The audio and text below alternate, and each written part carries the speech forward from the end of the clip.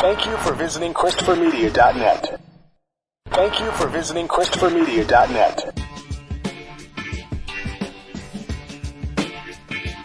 From Asthma Core Studios near Detroit, Michigan, it's Unregimented. Gangsters, what's up, guys? And now, here are your hosts. Welcome to Unregimented 265. I'm Chris. I'm Aaron. And I'm Rich. Oh, you're Rich, so you're paying for the Big Macs tonight, huh? Yeah. Going to be ordering a lot of breakfast burritos from McDonald's off the dollar menu. You better eat them. Kings. You better eat them before the squeeze cheese in them starts to congeal. I'm convinced that Trump ordered all those fast food burgers because he wanted to be his own meme. Not that there aren't plenty of Trump memes, but he wanted one of his own creation. Who can put anything past him at this point? He made it pretty easy. Yeah, he leans right into it, doesn't he? It's quite a Nerf toss. So Trump went out and got, because of the government shutdown, I guess they don't have a full staff at the White House, right? And they were supposed to, who are these guys? Some football players, right? Yeah, the college national champions. No, okay. College football national champions. And they get to go and eat at the White House? Well, I never knew about eat, but of course it makes sense now that I think about it. Usually any team that wins a championship, pro or college, if they're a high-profile sport, they usually go to the White House.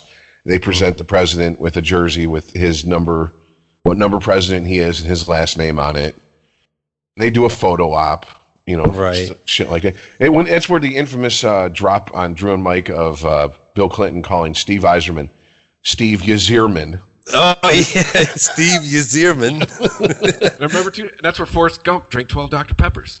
Yeah, because there you go. I forgot. Why do we just do this for sports? Shouldn't we be like, the director of the whatever movie wins the Oscar this year gets to go to the White House? Not that they would go. I'm sure. I was going to say.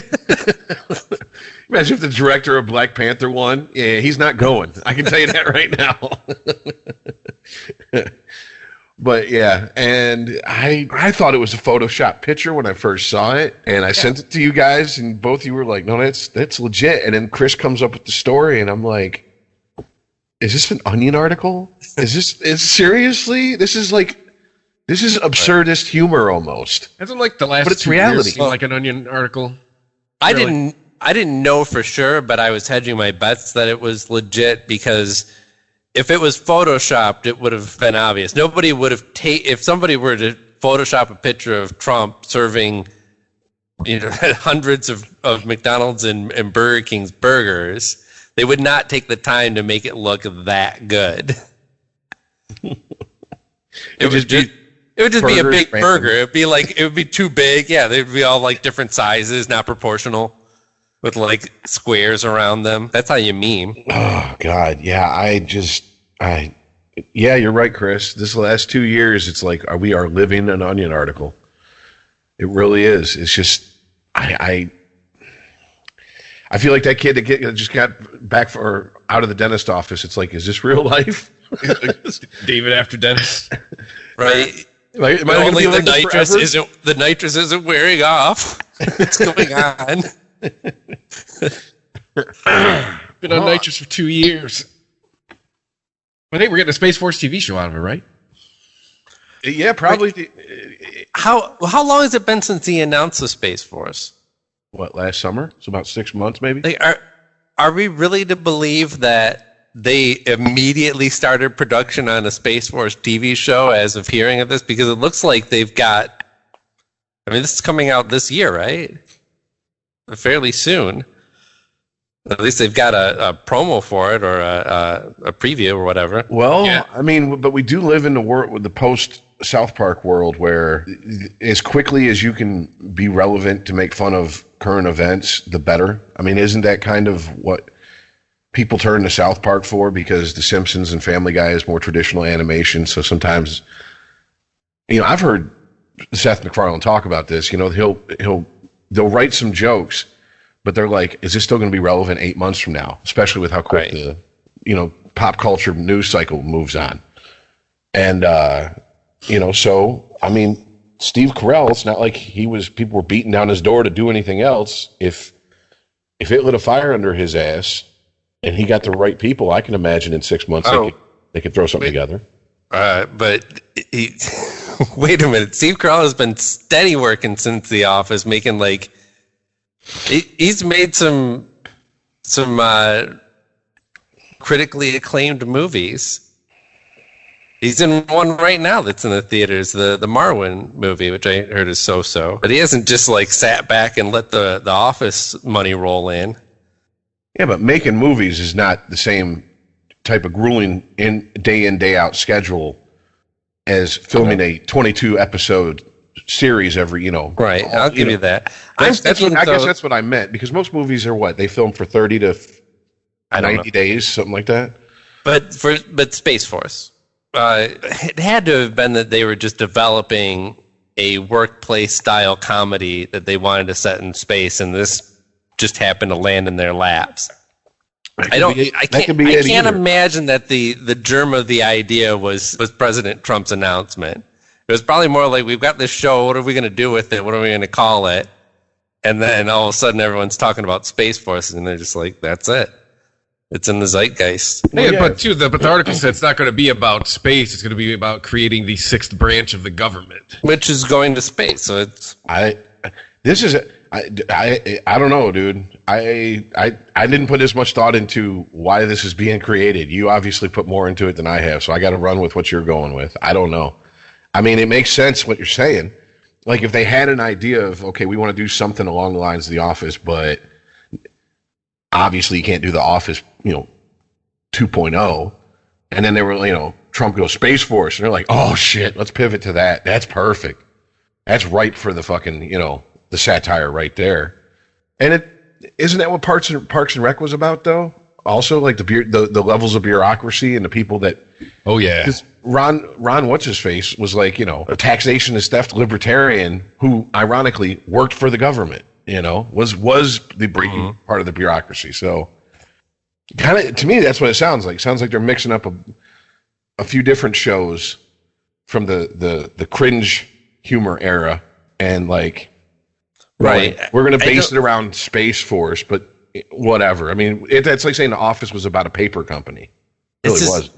The way it was being couched, it was like this was, what was that show that parodied George Bush when he was still in office? That's my Bush. That's my Bush, right. This is not going to be another That's My Bush. We're not going to see Trump, or somebody playing Trump walking onto the set being like, this is how the Space Force goes. Well, isn't Showtime already doing that? Is that show still on? That cartoon show or whatever? Well, I don't know which. Someone has had a show out for about a year that is a cartoon about Trump. Oh, I wasn't aware of it. I think it's on Showtime. That almost sounds like an Adult Swim type cartoon. Like, I could picture that on as opposed to something that you would watch on Saturday mornings. Like, does Trump solve a mystery each week? Yeah, he's got a van. Is there a Great Dane? Zoinks, yo. Yeah. He's got Mike Pence running around throwing him Scooby snacks. Rub. And all that shit. It's called Our Cartoon President.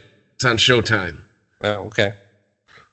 Oh, you know what? I haven't seen it, but yes, I have. It briefly entered my bubble, and I was like, I get enough Trump. I got to do this fucking show once a week, and we got to do the week in fucking Trump every goddamn motherfucking week. I don't need to watch anything more about Trump. I'm good. Like, really? I'm good. Unless Aaron Magruder's doing it Boondock style, I don't care. Nice. I just don't. Oh. So, yeah. Oh, yeah. The weekend shutdown. How has the shutdown affected the country this week? Besides, well, Trump had the... And yeah, I do like the idea of him using like Grubhub, and he didn't. He didn't tip the driver, right? If that shit delivered, he had to have. Oh, like he's gonna drive through the drive. Yeah, he's gonna pull. Well, either up way, it's got to be transported, and it's not. It's cold anyway.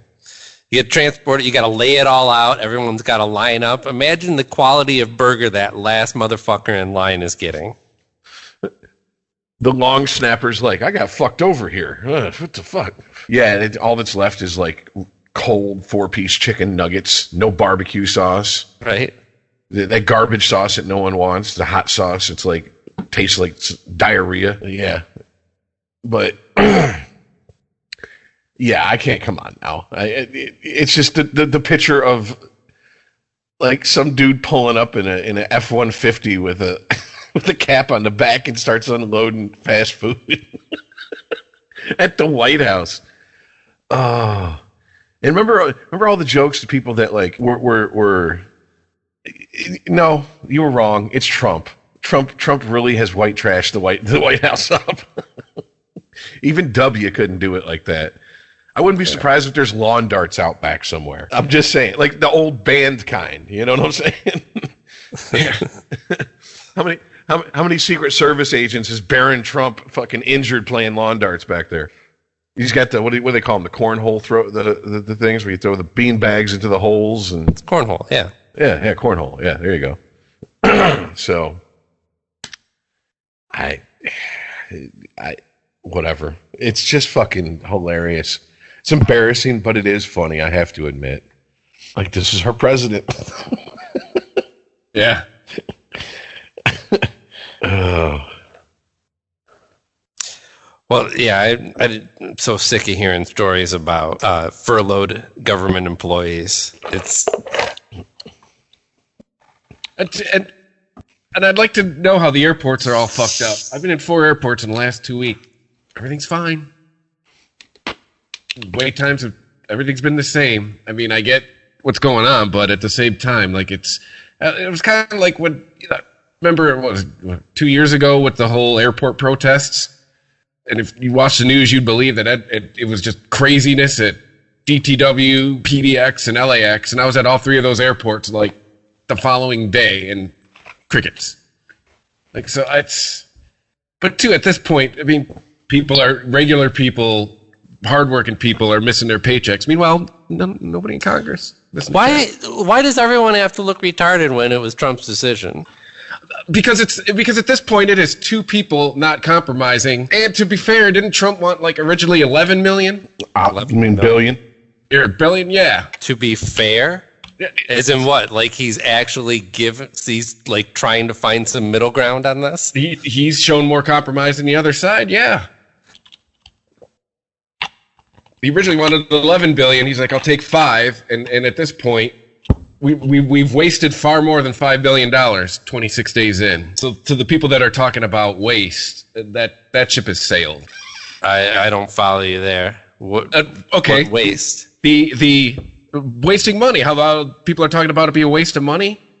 The wall? Yes. The 11-day shutdown in 2013 ended up costing us $23 billion. That was 11 days. All right, we're at day 26. Right. So you could put away you could put away your we don't want to waste money argument because you've already wasted more than $5 billion.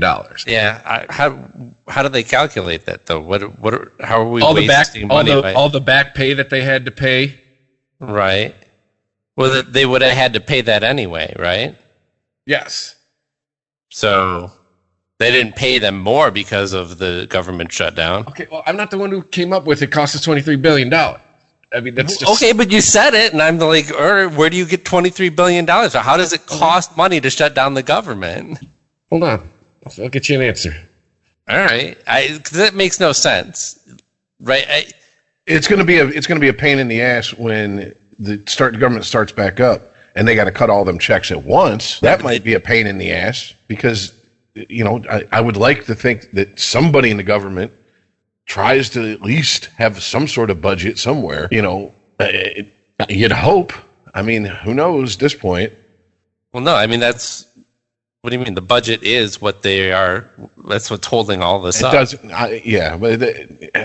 is it stuck to like glue or is it more of a guideline?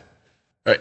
I have the cost of the 2013 shutdown broken down by Time Magazine. $3.1 billion in lost government services, $152 million per day in lost travel spending, $76 million per day lost because of the national parks being shut down, and $217 million per day lost in federal and contractor wages in the Washington, D.C. and metropolitan area alone. Right. So the sum total of how it affects the nation. It's not taxpayer money of $23 billion. I'd say the government service money is. The federal and contractor wages, that's taxpayer money. How do you think they get paid? That's taxpayer money being spent, though. It's not. Right, you're conflating the two things. It's not that the government has to spend that money in order to be shut down. There's effects of spillover effect of the government being shut down. That's what all this money is. Okay. Well, then you explain it to me. I mean, the contractors aren't being paid, right? Because the work isn't being done because the government's shut down. So that's taxpayer money that is actually not going out the door. But if they are not furloughed and they are in a union, they're still going to get paid. That's why the TSA is still working, because they're in a union. They know they're eventually going to get paid. Most contractors are in a union. Right. But the government is going to end up paying them more? They're still. I get what you're saying, but at the end of when you're talking about the bottom line, what it's going to cost, it's going to add up on that bottom line. But you're conflating the two things. Like, you're complaining about $5 billion for a wall, but not you, but people are complaining about $5 billion that Trump wants to spend on a wall, and you're saying that we've already lost more than that during the time of this shutdown, so we may as well have paid for the wall, but the money isn't in the same two pots. You're talking about it like it's coming from all the same pot. Yeah, our taxes. No, it's not. We had $23 billion of tax money didn't go out into nothing, didn't just disappear. We don't lose that money from the taxes. It's looking at income that other businesses are losing because of the government shutdown. Well, I guess you and I have different definitions of wasting money. No. That's not what we're disagreeing over. You're saying that the government wants to spend money on this. They're fighting over it, right? And let me rephrase it then. If you're worried about sucking $5 billion out of the economy, you've already done it. Like, we have far surpassed that amount that we've sucked out of the economy. I'll agree with you. It's not profitable to have the government shut down, but it's not like any of that money was going to go build a wall anyway. Correct. So it goes back to what I said a couple weeks ago. Give the baby his bottle. That is like I don't know how you could put yourself anywhere near the libertarian spectrum and say something like that. Like, that is the biggest government waste project ever. Unless they actually talk about what he was talking about this week, doing a missile defense program. So there's another one. He's pulling out all the greatest hits from the Republican Party. How can we throw money away in order to convince people that we're doing something for them? So that's just what the government does in general, no matter what color tie you wear? When you say missile defense program, we're talking going back to the 80s with the good old Star Wars program. Is that what he was referring to? Well, no, missile defense is kind of a general. I mean, it doesn't completely consist of lasers shooting missiles out of the sky, but that's probably part of it, I'm sure. But that's the thing with a program like this. We never really know, right? Because all of this is, I mean, it has to be classified information. They want to have the leg up on Russia and China when it comes to this type of technology.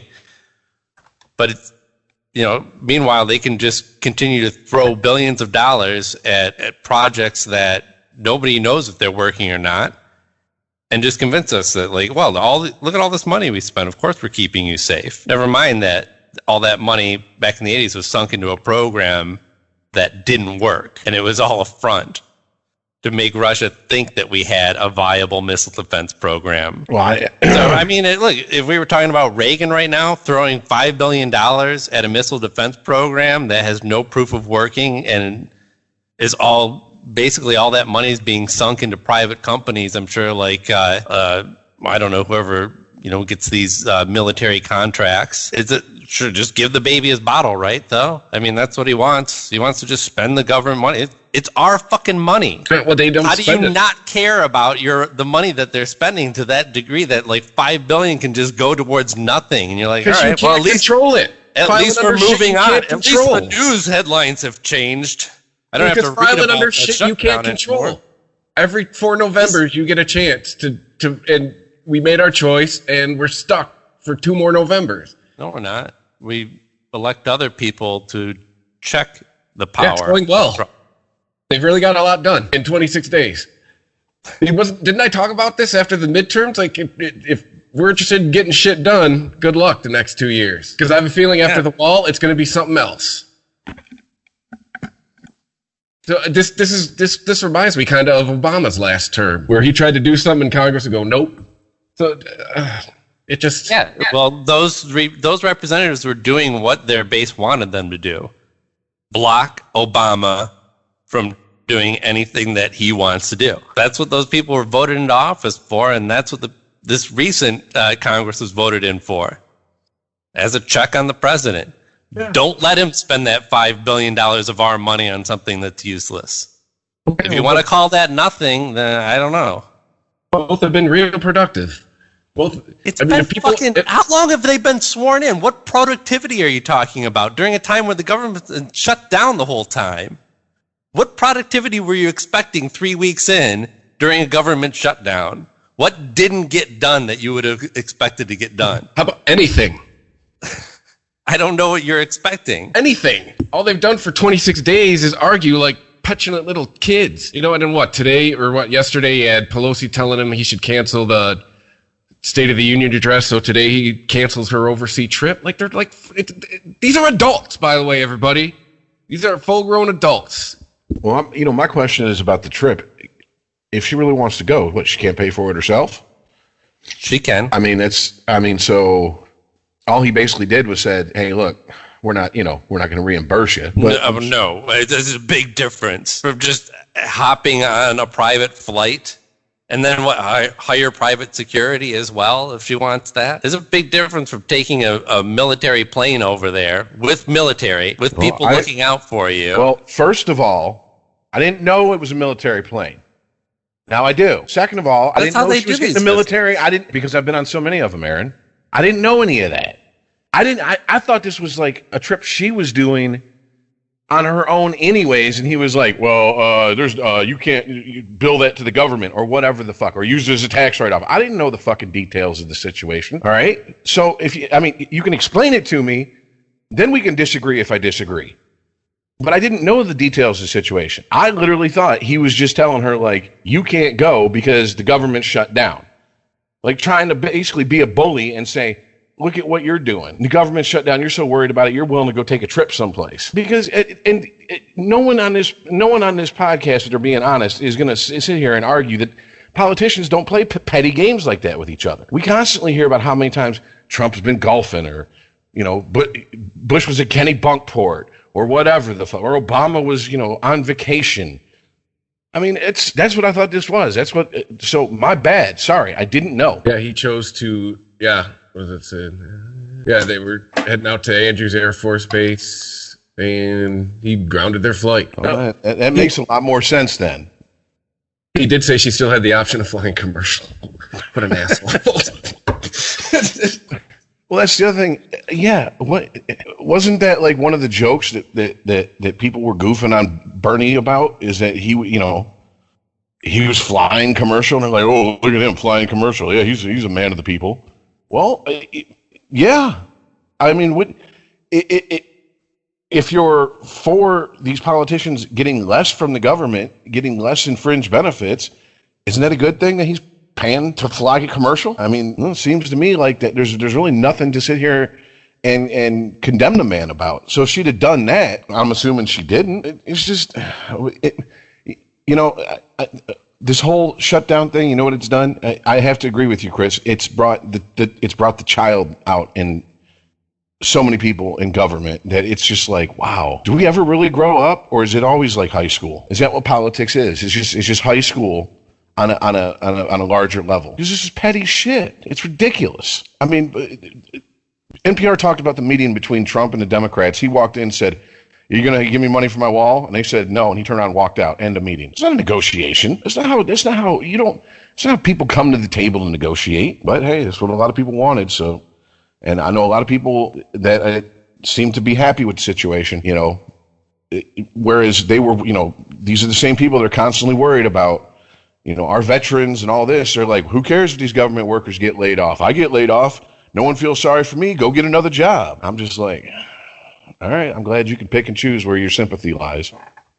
Yeah, but I'm kind of with that line of thinking, though, quite honestly. It's kind of like what we talked about with the bailouts. We start a business and it fails. It fails. Well, what happens when those people eventually end up losing their jobs, and now they have to bring in new people and spend the money to train them?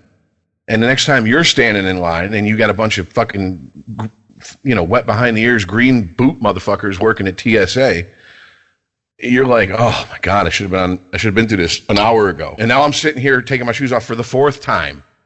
Didn't you see me do it 3 previous times? Oh no, I'm a trainee. Here's a little secret, Rich. They're not that efficient anyway.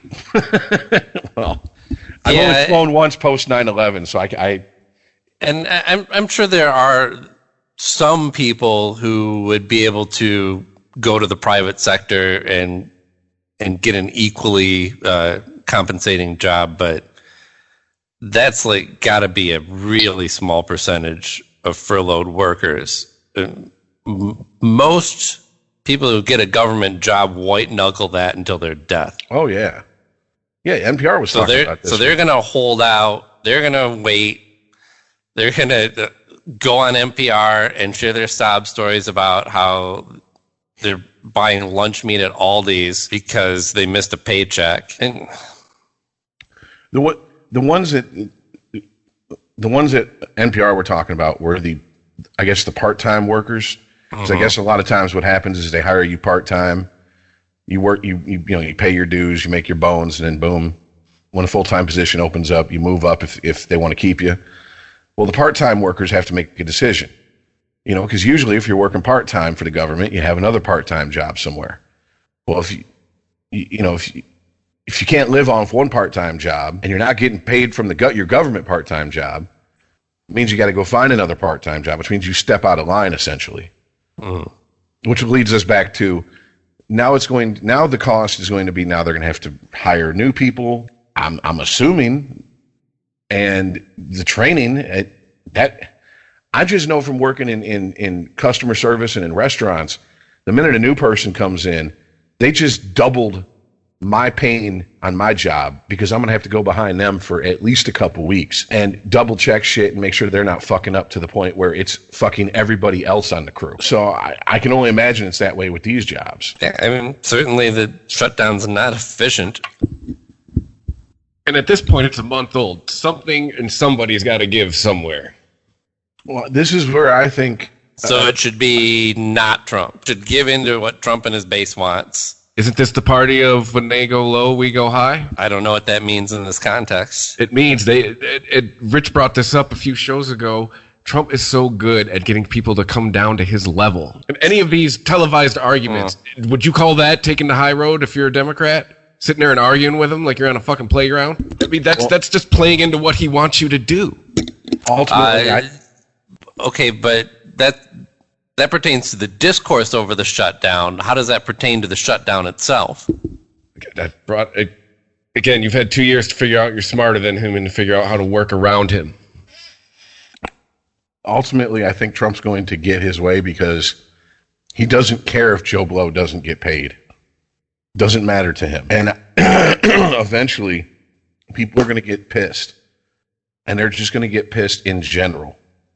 And I'm not talking about the people that are in Trump's base or, hardcore left, hardcore right. Those people have already made up their mind. I'm talking about the people that are just like, look, I'm just trying to live, and now this is fucking with my living, and I'm pissed. And there's probably going to be a lot of politicians going, am I ready to become a high-paid lobbyist and end my political career over this? Because Trump's political career is this presidency, and that's it. That's what makes him such a wild card in this situation. He's not beholden to a party. He's not beholden to, I have a career. He's just going to go back to being Trump when he's done being president. And he's done that his entire life. So, I mean, that's why I think ultimately he's just going to go, I'm not moving on it. We can keep this shutdown going until 2020. I don't care. And I think that it's going to force the Democrats' hand. They're going to have to come to the table and go, How much can we give you to get the shit going again? Yeah, because that's the other thing is like at this point you don't know who you're arguing with. At what point in any of the last 2 years has he given anybody any inkling he's going to compromise on something? And if you're going to stand there and get into a Dude, we've been over this before, though. The last 2 years have been spent with him backing off the wall. Yes, I'm not talking about that. I'm just talking about him in general. In any of his actions. All of his previous actions on the wall should tell you that he will back off again. That is the pattern. The pattern isn't Trump has been getting whatever he wants for the last 2 years. Well, now he's got him backed into a corner because, like Rich, he can keep this going as long as he wants. They're not backed in. How are Democrats backed into a corner on this? Because Trump has everything to lose on this. Because he has the power, he has the ability to just sit there and cross his arms and go, I ain't doing shit. Because he can't. That's not power and ability. That's just stubbornness. And in the highest office in the land, he can afford to be that stubborn. I guess I don't know how you define affording it, but he's losing support over this. His poll numbers are going down over this. So what leads you to believe that a winning strategy is giving in to Trump? Because he doesn't budge. He's shown that. Like, he's a stubborn asshole. All right. Well, then let's not talk about the wall anymore because I feel like you're not even listening to what I'm saying. I think you have to know who you're negotiating with. Over and over again. Yes, they do. And that person is a person who's continued to back down over this issue over and over again. Yeah, well, now he's thrown out this Trump card of government shutdown. What are you going to do about it? I can keep it shut down. Like, at this point, dude, you ever played poker? At this point, he's holding, like, pocket kings. No, he's not. He's got nothing and he's bluffing. And what about the last 2 years makes you believe that he's holding anything? That's not the last 2 years. We see somebody who is very stubborn, who does what he wants. He's going to do what he wants. So you have to figure out how to work around him. And sitting there and trying to get in a stubborn contest with him, you're going to lose. I'm going by his track record of what I know of his business. He's dealt in the business world. Conflating his track record with his personality. His personality is as you describe. His track record in office is not. It doesn't resemble anything like what you described. All right, then let's move on, I guess. Because I think part of negotiating is knowing who you're negotiating with. At this point, yeah. And this is somebody who has nothing. No, he doesn't. What? He shut the government down, and it's still shut down. How does he not have the power here? Because he can't do this forever. He's the one who's painted himself into the corner. If he had the power, he'd have the votes, and he'd have the support from his base, and he'd have more to work with. But he doesn't. He doesn't have any of that. That's why the government shut down. The shutdown is because he doesn't have the power. He does not have the support for this. But he has the power to shut the government down. Like right now, he's got that power. As they call it, the nuclear option, right? That is the nuclear option. He has that much in power. Okay, but I mean, let's just move on. I mean, if you're gonna get into a Mexican standoff with the guy, he's gonna win. All right. I don't know what fucking world you live in. The last 2 years, he's completely backed down off of this issue. Why do you think that he's not going to back down now? Because we're 27 days into a shutdown that he started. But you keep defending this opinion of yours like it's couched in history, like there's clear evidence for it. But point me to it. Point me to one thing where he stood his ground and gotten exactly what he wanted because he was a stubborn idiot. He got his Muslim ban. No, he didn't. They did. He had it for 90 days. Well, maybe this is the difference. Maybe this is where he finds out that this isn't the private sector. Because I can give you the one example off the top of my head that that he came in, stuck his fingers into the pie, destroyed the entire, blew the situation up, and then walked away when he wasn't going to get what he wanted, which was when the USFL started in competition with the NFL. He thought he saw if he bought into the USFL, he could backdoor his way into owning an NFL franchise. If the two leagues combined, if they merged. Well, he got in there and he started pulling his Trump bullshit, and the other owners were trying to basically block him out. He ended up basically splitting the USFL owners into the people that were following him and the people that were against him. He just walked away from the entire situation and left everybody else holding the bag. I mean, it even went to federal court, and he was just like, I don't care. I mean, that was his attitude. And in 15 years after the fact, when they interviewed him about the situation, he sat down. They started asking him about it. The guy got 2 questions in, and he goes, wait a minute, hold on. Is this what you want to talk to me about? Because if this interview is about the USFL, I don't talk about things that are in the past. I'm moving forward. I'm moving on. He can't do that as president. I mean, he can verbalize that. But I think he's being held to, I would hope he's being held to a higher standard. Believe it or not, there are people in the media trying to hold this man to the standard that we've always held our politicians to. I mean, I was just listening to a podcast about the falsehood and half-truths that he said, and he averages something like, 76 a week? And since the government shut down, it's up into like the 62, like they have 6,200 examples of him just making up shit or telling outright lies or half-truths. I mean, people are trying to hold him responsible. And I agree that they should. I don't think he cares. Well, yeah. And when you don't care, that gives you, in a fucked up way, that gives you power, because it's like being in a relationship. If you want the relationship to work, but the other person doesn't give a shit, doesn't matter how hard you try. If the other person goes, I don't care about this, then you're not working together. It's one person trying to hold something together that the other person just threw their hands up in the air about. And that's what we said before, you can't shame anybody with no shame. But the power you're describing is the power to delude oneself or to never have to admit that you are wrong or defeat in any way. That's not real power. That's not real power to get things done.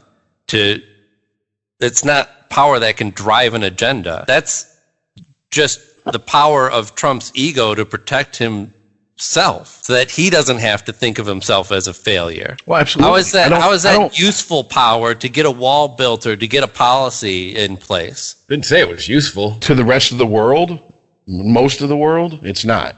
To him and his narcissistic, self-centered, the sun revolves around him. If it saves him, like you said, if it saves him face, that's really, I think, all he cares about. I mean, look, every politician's narcissistic to a point. You don't get to rise to the level of you can be considered to be president without having that self-confidence, that cockiness, whatever you want to call it. He's just delusional. I mean, this is a guy who goes, I started out from nothing with a small loan of $1 million. I mean, that right there tells you this motherfucker's not dealing in reality. That's not most people's reality. That's Trump world. And he's always been in Trump world. And he runs off people who won't kowtow to him. And I think, look where it's got us.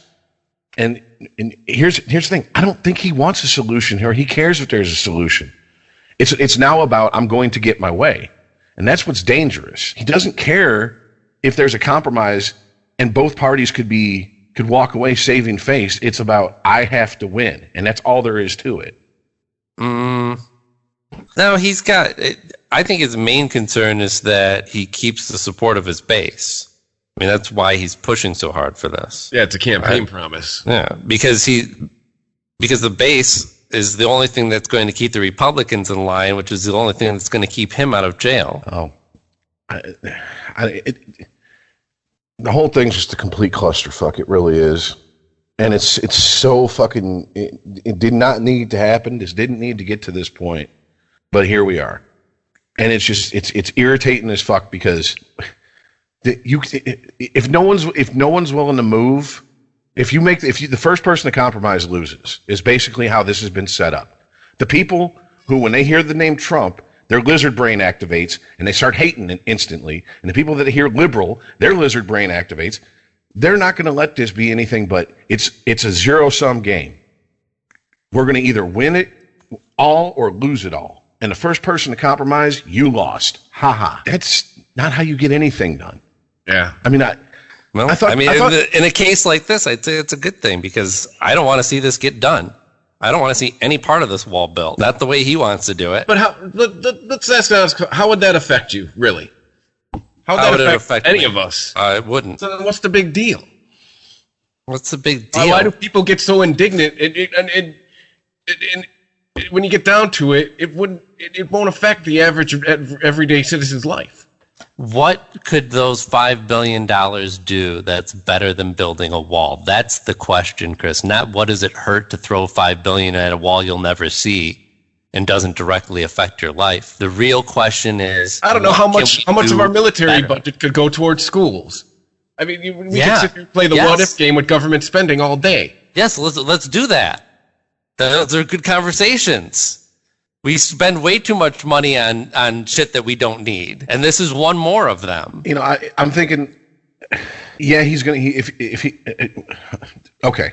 If he was to just pivot just a little bit and go, you know what? Okay, I'll come to the table. I'll negotiate. I don't need $5 billion for a wall. But we need to put more money into border security, whether that means hiring more people to work at the border, hiring more people for, to handle immigration, whatever. I mean, I know that he's going to lose his hardcore supporters, but I can't imagine he's going to lose so much that I don't understand. If he did that, he would almost look magnanimous in some people's eyes. You know what I'm saying? When he went down to the border and he went to, I forget what town it was, for his photo op, and came back and was like, oh, it's all messed up. Oh, trust me. I know messed up, and it's all messed up down there. If he'd have just come back and said, I talked to the people who actually worked there, and yeah, you know what? That wall, that's nice, but we need to support them better financially. We need for them to have better equipment, et cetera, whatever. He would have looked so much better, but his own bullshit ego won't let him do it. I'm sure there's money that can be spent on border security that can make real differences, right? But the problem is that all of that change is really slow and really small. And it doesn't mean that it's not worth pursuing if we're talking about keeping people that we don't want in this country legitimately out of this country. Then, yeah, I'm not trying to paint this as an open border situation, but it's the same thing that Bush tried. He wanted to push for border security. And what did he end up with? A couple fences and millions of dollars that he threw at hiring more agents to patrol the border. And what did we end up with? It was like 2 new hires that flaked out in 6 months. Because they tried to fast track them for a job that usually requires a significant amount of training. So you don't get these hard and fast results that you can be like, oh, I did this, I got this bill signed, I funded this program, and we did all these things to help border security, and we got the numbers back this quarter, and here they are, we have X amount of less people being shot by illegals in this country. You don't have numbers to look at like that. So the only thing that you really have to show, and this is a lesson that Republicans have learned from George Bush, that they actually do want a wall. They just don't want to pay for it because that's unpopular. But they want a wall because that's all they can really do is put up symbols. That wall represents how much I love you. That wall is Trump putting his arms around America and saying, I love everyone in here and I hate everybody out there. It's just a symbol. It's not actually effective. It's not going to do anything to make us safer. And all the other things that he could do are long-term programs that are going to show results very slowly, and it's progress made in millimeters. That just doesn't look sexy and is not something you can run on a re-election campaign on something that you can stand in front of, have your picture taken, everyone can look at, people can visit, they can graffiti tag the other side of it and throw shit at it. That's a real concrete thing that you can point to and say, look what I did.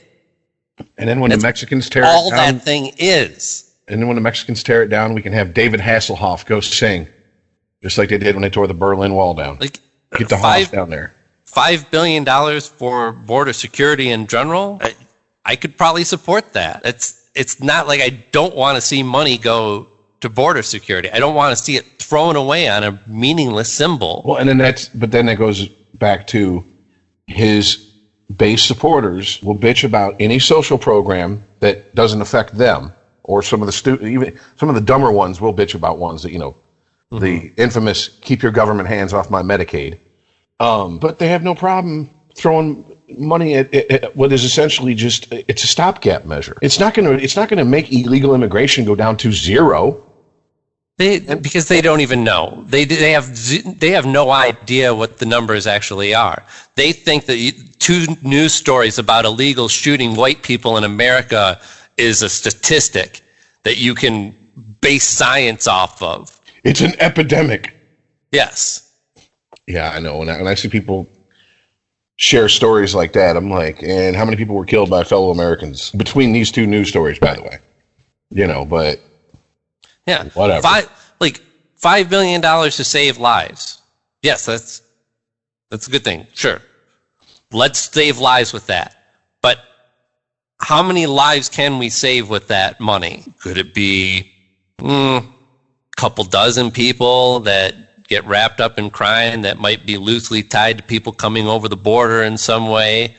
Or, I don't know, maybe we give Flint clean drinking water. How many lives does that change? Oh, but, let's be honest here. What's the point in investing in Flint? I mean, if it hasn't been done in 5 years, you've pretty much got your answer as far as what people outside of the area think and how much they care about the situation. Also, Trump's like, how many votes for me are coming out of Flint? Out of Flint, yeah, exactly. Yeah, I don't think Flint votes heavily Republican.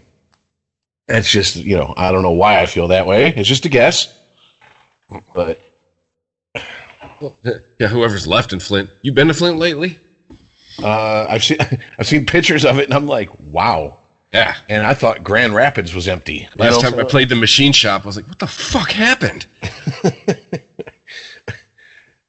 Yeah. Now that I think about it, it was. Yeah, that was the last time I was up there. I was at the machine shop, and I was like, wow, this is what happened when GM leaves, huh? Yeah, wonderful, great. And it was around the time Wixom shut down their Ford plant, and I was like, oh, so Wixom's going to be even more dead than usual. Wonderful, but why were they out there in the first place? Like, what, in Flint? GM? Yeah, because Michigan, because Motor City. It's just, I don't know. I mean, sure, plants close and open, and shit happens all the time in the automotive industry, and guys go to another company and get it, probably almost the same exact job working for a different car manufacturer. But I guess when you have a whole town its entire economy is based around one business, and then that business decides to pull up stakes and go somewhere else, I don't know what else is expected to happen. And I wasn't joking about when Ford left the 5 years up till they closed the Ford plant in Wixom, which is, if you're not from Michigan, it's a far western suburb of Detroit. They opened up a ton of businesses that were like catering to the Ford employees. Like, oh, here's a Quiznos and here's a Burger King, and they're all like literally across the street. That Ford plant shut down, and you started seeing fast food places shut down within 6 months. And I mean, to see a fast food place shut down and stay shut down, not another one come in, not another franchise owner come in, try to make a go of it, stay shut down. Right, that really doesn't happen. Yeah. Unless it's just completely mismanaged. Like, yeah, so I mean, it's exactly what happens. And Flint, I mean, is just on a much bigger scale. Also, the problem is that when going back to, I got to knock the cobwebs off from when I originally watched Roger and Me, because I think it's been 20 years since I've even watched it again. There was no jobs were being taken away. It's not like the plant closed and that these employees could move to another area and do the job they were doing in another area. These were jobs that were they were being taken away and sent overseas. And I remember in Roger and Me that they were talking to a guy who was like, well, I'm going to come in and I'm going to save Flint. Michael Moore was like, how are you going to do that? We're going to make lint rollers. And he was like, are you serious? Are you serious? This entire city's economy was based around the GM being here, and you think opening a plant making lint rollers is going to save the city. And 30 years later, we saw what it's done. Mm-hmm. I don't think I've ever bought a lint roller made in Flint. So I don't even know if that even came to pass. Flint roller, TM. Right? There you go. But what do you do? I mean, this is not even a new story. This is like the coal mine shuts down and the town goes to shit. The gold mine dries up and you end up with a ghost town. I'm not trying to be glib about people who are actually suffering in Flint, because it doesn't look like a fun place to live. But what are your options, especially when you have like almost a mono economy in these areas? I don't know. Out as soon as possible, and the people that are left are people that are too poor to move, or no one's going to buy a fucking house in Flint till that's taken care of. You know what I'm saying? Like, unless it's dire straits, that's the only place I can live. So I mean, it's poor people and old people. Probably that's probably who mostly live in Flint at this point, or people that commute. But I mean, still, if you have a good enough job, wouldn't you leave that area with all the problems it's had? So yeah, or the skills to get that job somewhere else. Yeah, exactly. I mean, it's not like that's a remote experience these days. People change jobs 4 or 5 times in their career anymore, and that's not considered job hopping, where that was the kiss of death when my grandfather was young and our age. I remember my dad and my grandfather telling me, don't be a job hopper. If you could put down more than 3 places you've worked in the last 5 years, a lot of places won't hire you because they're going to consider you a job hopper. Well, maybe when they were kids. Nowadays, that's completely normal. Yeah, or you're just looked at as a go-getter. Yeah. Well, I mean, especially if you've ever done anything like, right, I hitched my wagon to a better contract. Well, I mean, it's a difference then becomes, were you fired from all these jobs, or did you leave to go, it's what, I don't think they look at longevity so much as, is this guy like upwardly mobile, or is he just getting fired from all these jobs and just laterally moving? Yeah. And I mean, it's different. Our generation and the generation after us, we don't look at it the same way. It's like, when I was a kid, I remember hearing horror stories about people that had general or dishonorable discharges from the military and how they could never find work. I know a person who has a dishonorable discharge. The only thing it stops him from doing is working any type of government job. Yeah. He's never had a problem getting a job any place that wasn't connected to the government. They just don't care. Oh, you served? Okay. That's about it. Unless that person served, then they'll talk about, their time in. That's from his mouth to my ears. So I'm like, well, that's just the difference in generations. Unregimented. ChristopherMedia.net. At Jewelers Mutual, we're a little obsessed with jewelry. Obsessed like auctioneers with talking fast. 50, we're gonna pop stars with auto-tune. And dentists with asking questions. So, how did he propose? After they've put their hands in your mouth. Great. Yes, we've made jewelry our obsession for over 100 years. We love it so much we named our kids Ruby, Amber, and Opal. Venti soy latte for Opal? At Jewelers Mutual, we insure jewelry and only jewelry, which is why people who are also obsessed with jewelry trust us with theirs. ChristopherMedia.net. Unregimented.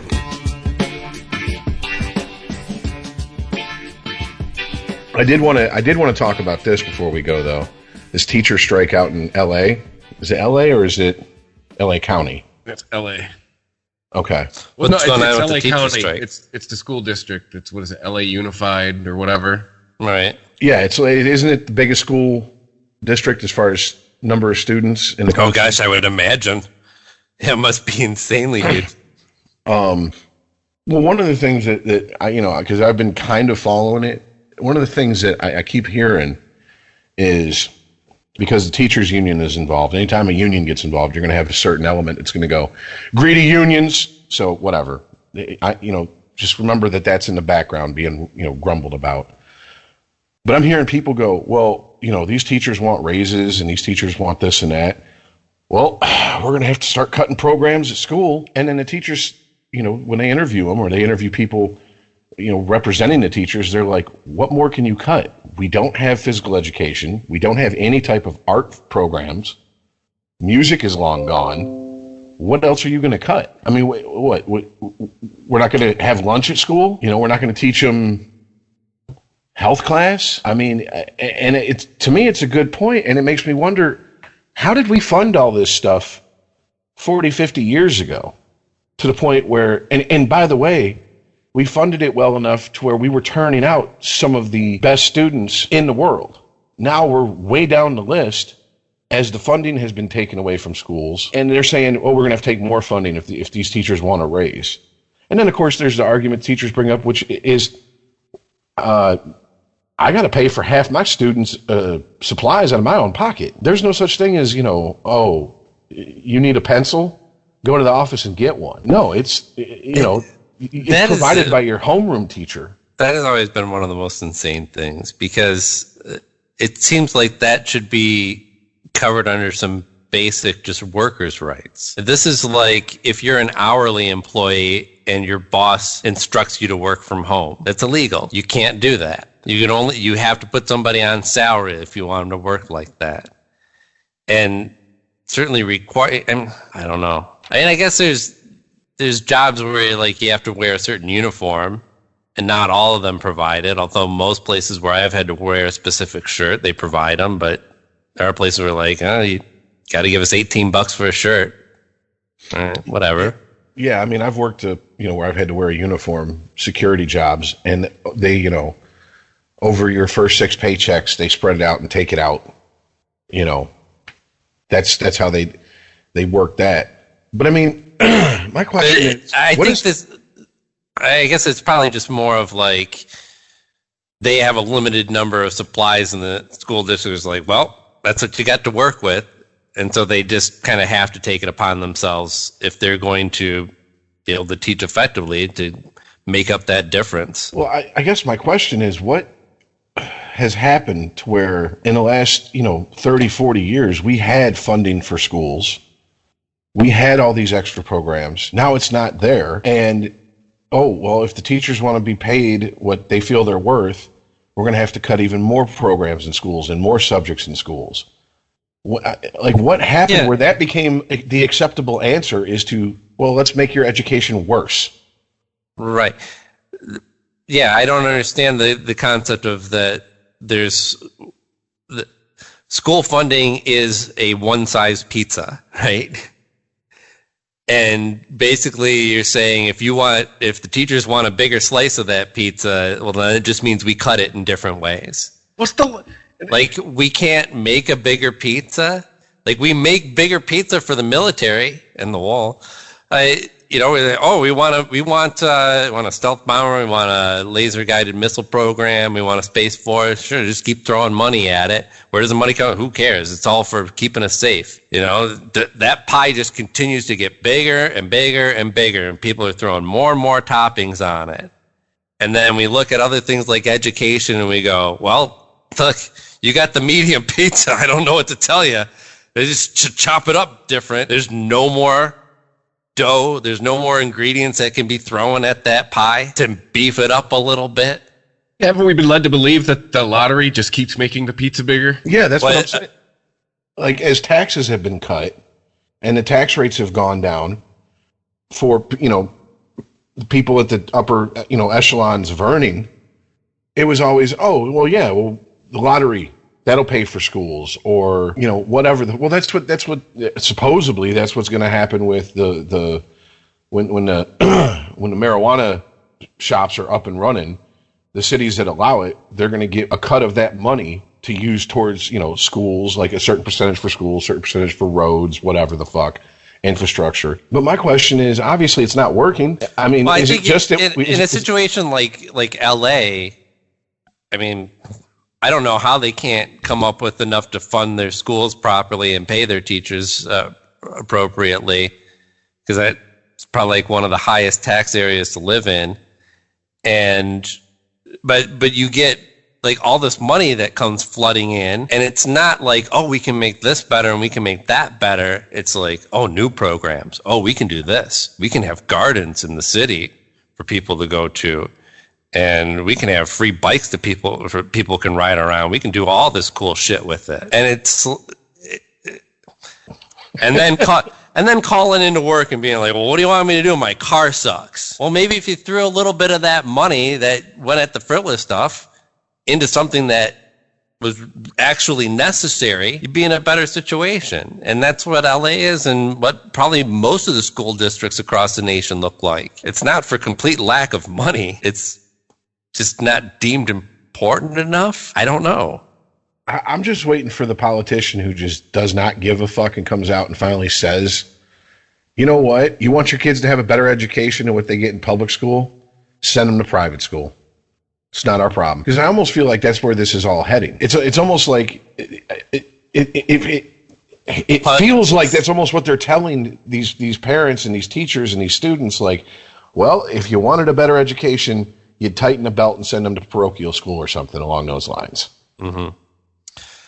Public schools, the government running a school system and doing it well for quite a while was like, that was a point of pride and an achievement in this country that we could publicly funded, everybody gets to go to school, not just a certain class, not just a certain color. Eventually we got there, but that was a major achievement for democracy and the thing that was going to push us into the future. And I don't know. I mean, I guess the parents aren't going to make a big enough noise about it, because I think you've got two groups of parents that look at the public school system, if they're sending their kids to it, as either just something that you have to hold your nose and make your way through because you just got to, or that it's something to fight constantly. What was the term? It's not helicopter parents anymore. It's like bulldozer parents. Lawnmower parents. Lawnmower parents. Thank you. That's they mow down any adversity for their kids. Right. They're going to go. I mean, do you think they're worried about school funding? They just want to go and make sure that none of the schools aren't teaching stuff that'll have like potentially, I don't know, ideas that the kids might come home and want to talk to you about. Like that's the school's job. Don't teach my kid about that there was racism in America and then have him come home and ask me about it over my Salisbury steak. What the fuck is this? Go back to school and ask your teacher this shit. That's why I send you there, so I don't have to have these conversations. Well, I have to say, I'm glad that I'm not a parent of a child right now getting taught that Common Core math, because I watched a video trying to break down how they teach it, and I was just like, yeah, at that point I'd have to tell my kid, look, I'm gonna have to show you the only way I know how to do it, which is the old way. Mandy was a substitute teacher for a while. She showed me Common Core math. I'm like, what the fuck is this? Like, it is, yeah. The video I saw was literally, it was 35 times 12, and it was a split screen video, and you had a teacher with a on a whiteboard explaining how to do it the Common Core way. And then it had someone with a piece of paper doing it the way that we were all taught. And then they finished, and she hadn't even finished like explaining the initial steps for the Common Core. And he started making like coffee. He let the dog out. He came back, he poured himself a cup of coffee, sat down, drank it, and then her video finished. And it was like, I'm still confused. Like I don't understand. I think it's ridiculous that is the way to teach it, because not everybody's brains are wired the same when it comes to how they think about or handle numbers inside their head. And I'm kind of a hybrid. Like, I do things more traditionally, but there's a lot that's in Common Core now that was like, oh yeah, those were like shortcuts that I was doing on my own in school. Not like I figured something out, just like, you know, you have your basic shortcuts of knowing your times tables and shit like that, but just the way that they break numbers down, you know, so that if you've got a number like 137, we'll just deal with the 100 part first. That's easy. And what does the 37 look like? And you just keep breaking it down. But to teach that as like, this is how all math should be done, I don't know. I think it's because with math, we have this concept, like math is numbers, it's black and white, it is what it is. It's always the same, it's clean, that's why people are into math like it, right? It's not any of the arts where you can have like human elements screwing things up. It's just, it is what it is. But that doesn't mean that people all think about math in the same and numbers in the same way we don't all think about language. We don't all process language or any kind of information in the same way. So, I mean, to teach nothing but Common Core math is like having years of English classes that are nothing but breaking down Shakespearean sonnets. Like, this is how you poem. There's one way to do it, and you poem like this. Here's your rhyme structure. Don't ever stray from it. What about a haiku? Get that shit. Don't even worry about it. We ain't gonna talk about that foreign shit. Right. How to poem. It's how to English good. Yes. My vocabulary is bigly. It's the biggest vocabulary. But no, seriously, going back to what I was saying, is it just a matter of we've diverted tax money to other things? Is it more that the tax cuts, that the schools were the first ones on the chopping block? You know, like when the tax cuts hit, okay, well, the school's you're gonna have to make do with what we give you. Or is it a little bit from column A and column B, and maybe even some, C and D thrown in there that I'm not thinking of? Yeah, it's a confluence of events that has gotten us in this position. Well,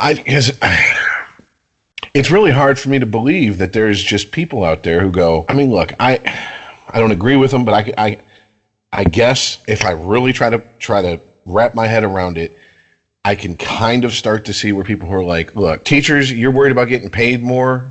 Why don't we worry about getting the students to learn more first, whatever. Mm-hmm. If that's how they whatever. I can kind of understand where they're coming from.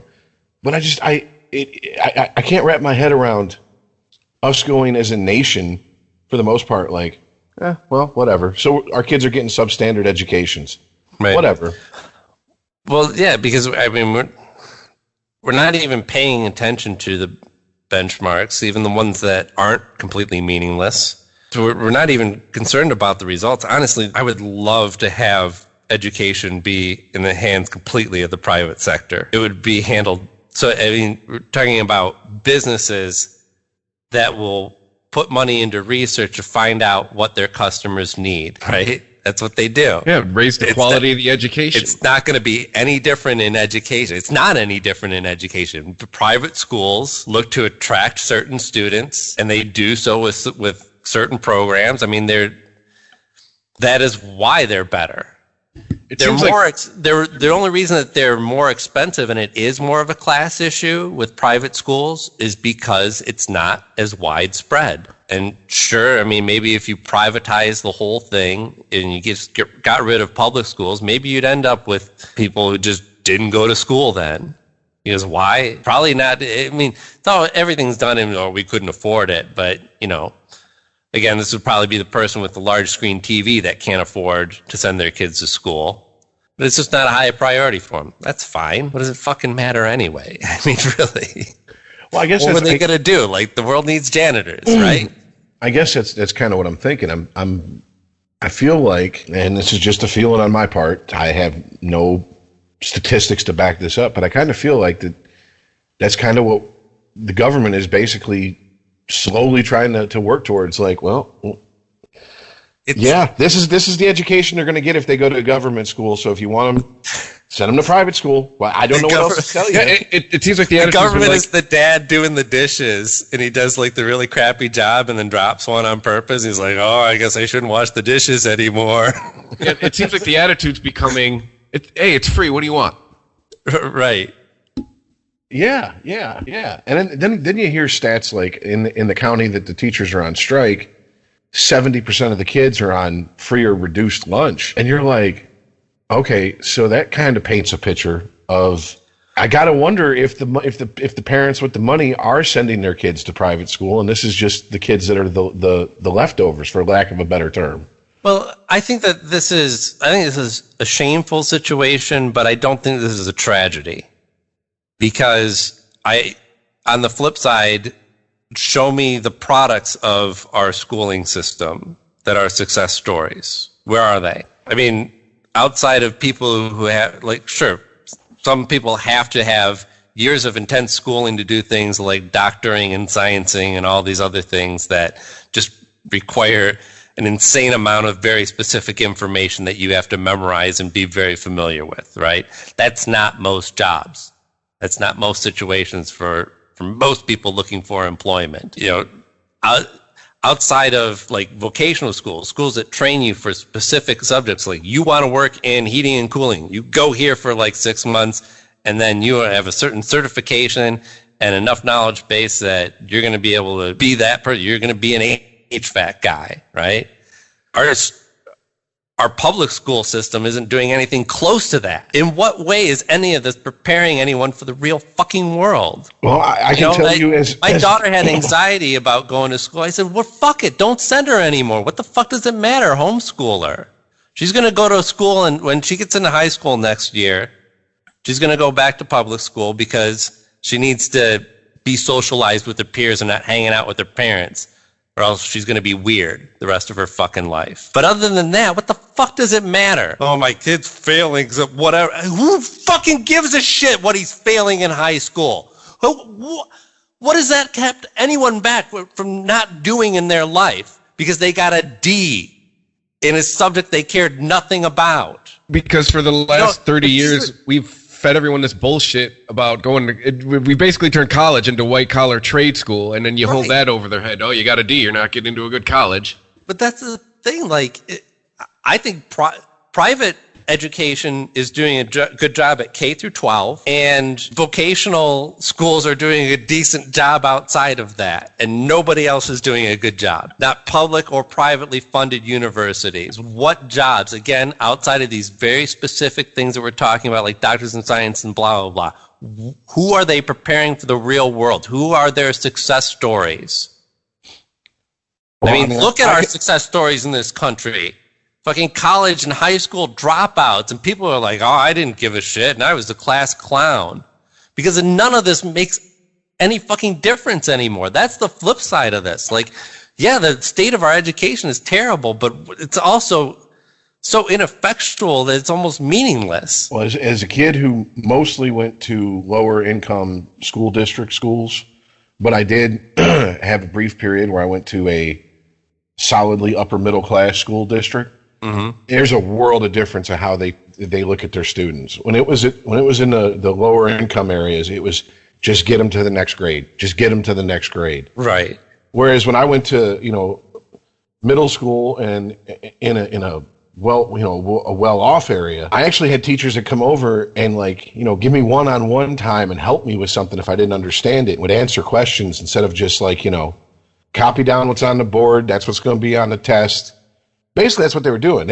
It was socializing and teaching you how to binge and purge, right. Stuff the information in, puke it out on a test, move on to the next grade. Yeah.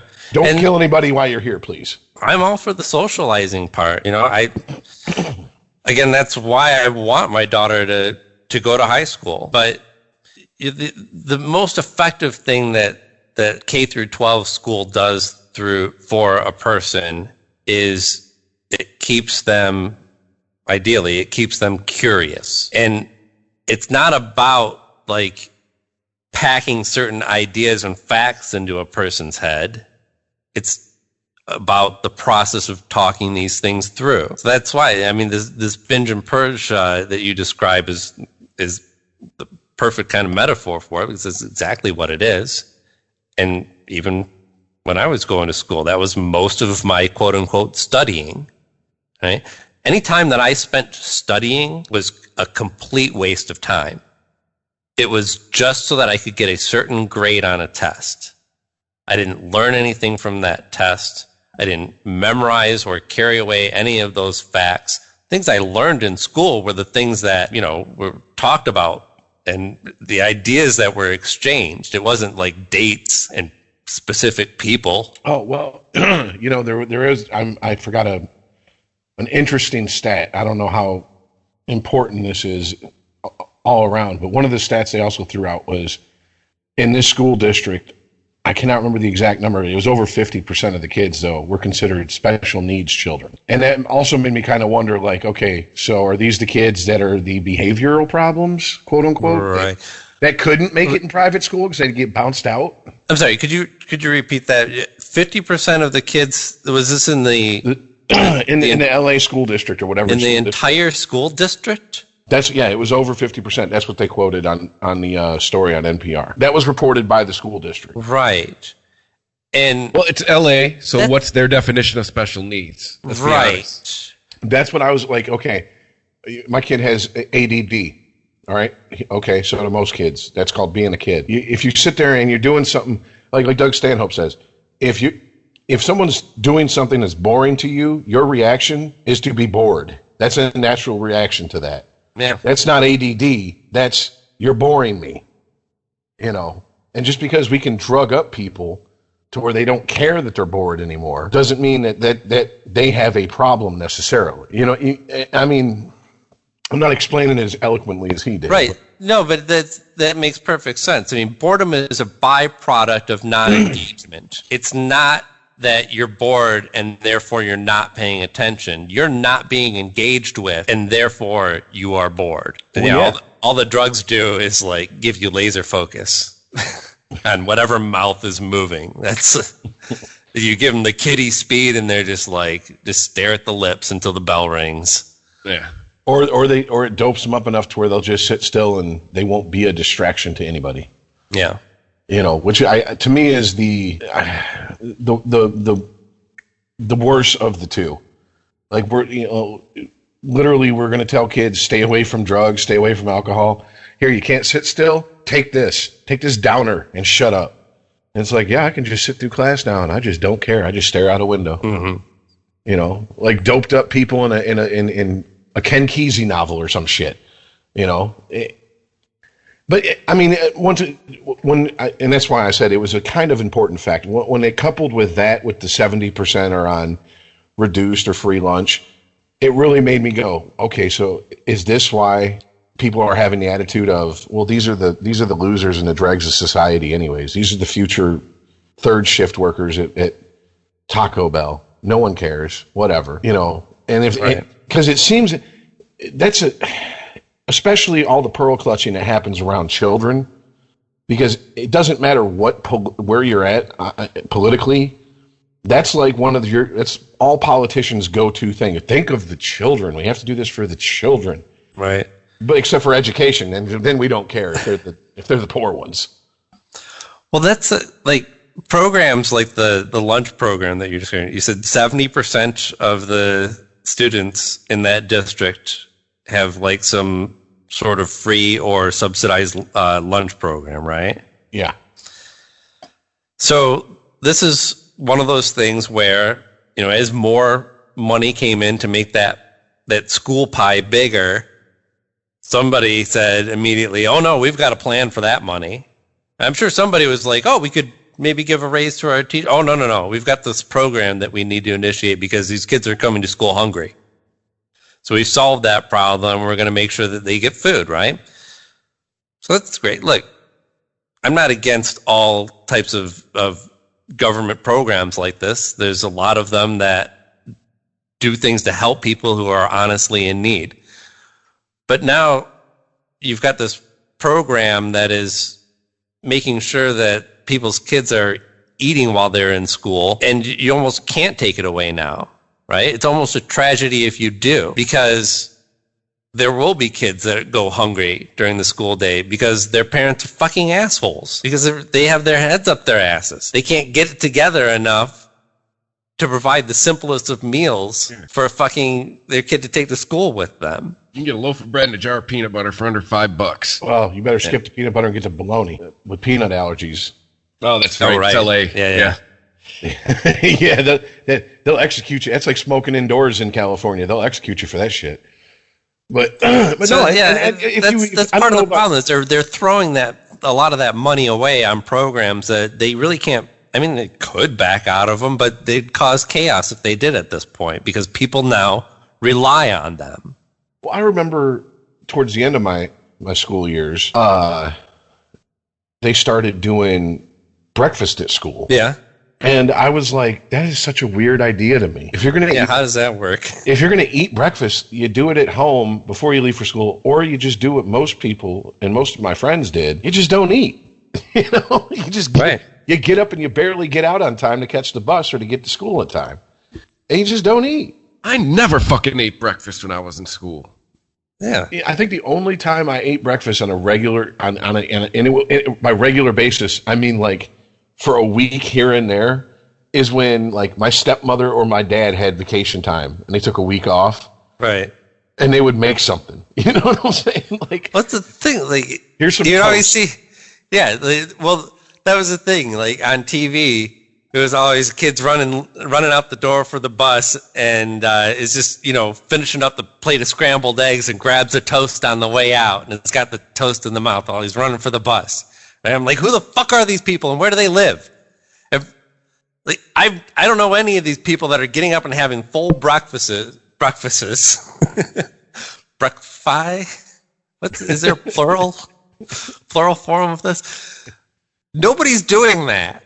And if I did get up and have a nice hearty breakfast before I went to school, I'd go the fuck back to sleep and not go to school. Yeah, it's nap time. Yeah, that's what you do. That's what big breakfasts are for. I do big breakfasts on a day where I don't have to do much else. Yeah.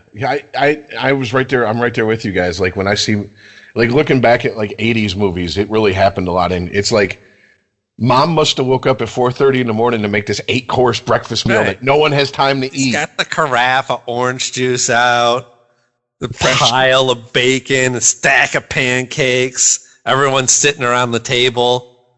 And the high school kid comes out and goes, "I'm late," grabs one slice of bacon and leaves, and it's like, motherfucker, I will drive you. You can miss the bus if I made this breakfast for you. You better sit your ass down and eat this. Right. You know how much this shit costs? You know how much fucking bacon is? Sit your ass down and eat. So, yeah, I mean, and I get it, and I understand it. Like, you know what's great is that whole spread, like, bacon is, like, the only good thing for you. But, yeah, what do we look at? Like, all the rest of it was, like, hearty and good for you, and the bacon was just going to clog your arteries and kill you. So you only have a couple pieces of bacon, but here's a couple more flapjacks, and don't forget all the sugar that's in this orange juice. Yeah, don't forget your sugar cakes and your cup of sugar. Right. Stay away from the bacon. Nice. Well, yeah, I mean, it's at a certain point in my life, cereal it stopped being a breakfast cereal, or it stopped being a breakfast item, and it just started being like, I don't feel like doing anything else or making anything else. I'm gonna pour a bowl of cereal and eat this shit. Yeah. Cereal was when you got up early on the weekend and parents weren't up or nobody's making breakfast anyway, and so you just make yourself a bowl of cereal. But even then, like, I don't know, it's not really a breakfast food, is it? I wonder what percentage of cereal gets consumed between, let's say, 6 and 8 a.m. My first question would be, is there anyone that smokes pot in the house? Right. If the answer is yes, not much cereal gets consumed between 6 and 8 a.m. It's probably more like 8 and 10 p.m. Right. But I think those types of cereal eaters are outweighing those are the majority. Not that they're all high, but I think it's more of just a snack food now. Well, the minute, as my dad said, the minute he saw the Cookie Crisp cereal, he was like, "That's not fucking cereal. That's dessert. This is literally cookies, and you're pouring milk on them." He's like, "How is that cereal? Cereal is like something you got to add sugar to. You add sugar to that, both feet will fall off." And I'm like, "I don't know, Dad. It shit's good though. I don't care. I'm a kid. I don't think about these things. I don't sit and contemplate the difference between Transformers and GoBots. I'm 8. I just want to play with something that transforms." I can tell you, most of my cereal consumption was done in my teenage and early 20s, post midnight, high as fuck. Yeah, that's what I'm saying. Yeah, and get that little tiny bowl away from me. The fuck, I'm gonna need like a third of the boxes going into the bowl. Yes, and a big spoon, a shovel. Essentially, yes. But I mean, like, but going back to the whole, breakfast thing, like, I guess I understand it, but to me, that was just strange. And I just was like, okay, I guess this is, because, when we were kids, breakfast is the most important meal of the day. It jump starts your day. It wakes everything up in your body. All the magical shit that's supposed to happen just because you shove some food in your food hole before you went about your, starting your day.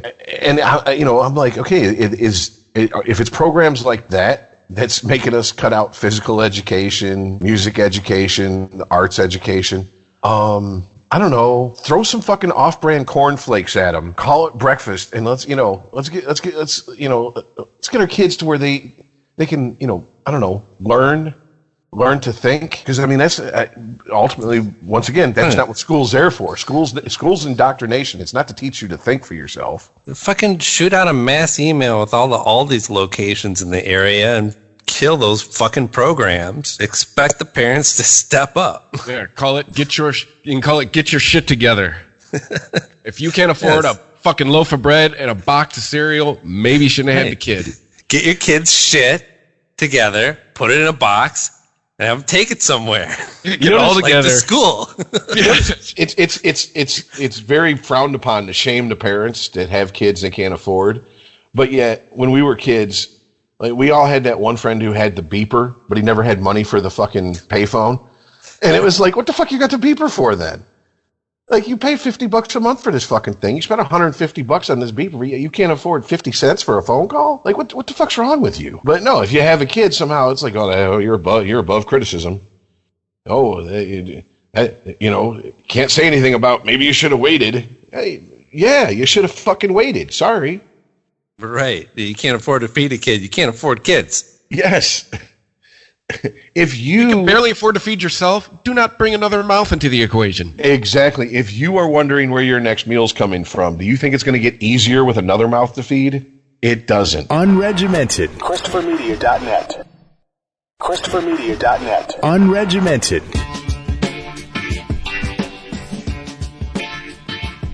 Watch how loud I talk, though. I'm in pro-life country out here. I'm not kidding. There's billboards all over I saw one yesterday. What did it say? If you're declared dead when your heart stops beating, why aren't you? It was like, why aren't you declared, alive when it starts beating? It's like stretch, but all right. And there's a child, not a choice. All that shit is all over where I go. I feel like when I hear people really harp about the abortion issue from a religious point these days, I feel like it's the same people that want to refight the Civil War.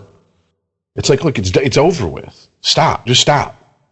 All right. Unless you're going to adopt these kids, unless you're going to take care of these kids, it's a not pretty fact of life.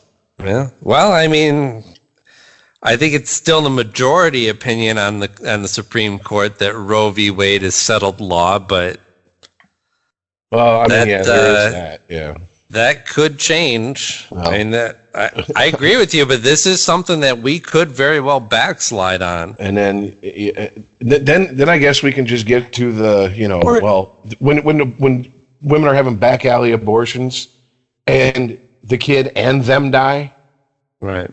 We'll see how much sympathy for. God damn it! You guys are putting me in this where I sound like I'm going to defend this. It wouldn't be striking it down. It would turn it into a states' rights thing. So you would, like, if you lived in Kansas, you probably have to drive to like Colorado or something like that. It wouldn't. That's what I would consider backsliding. Yeah, it wouldn't. Right, it wouldn't outlaw it across the nation, but there would be plenty of states where it would then be illegal.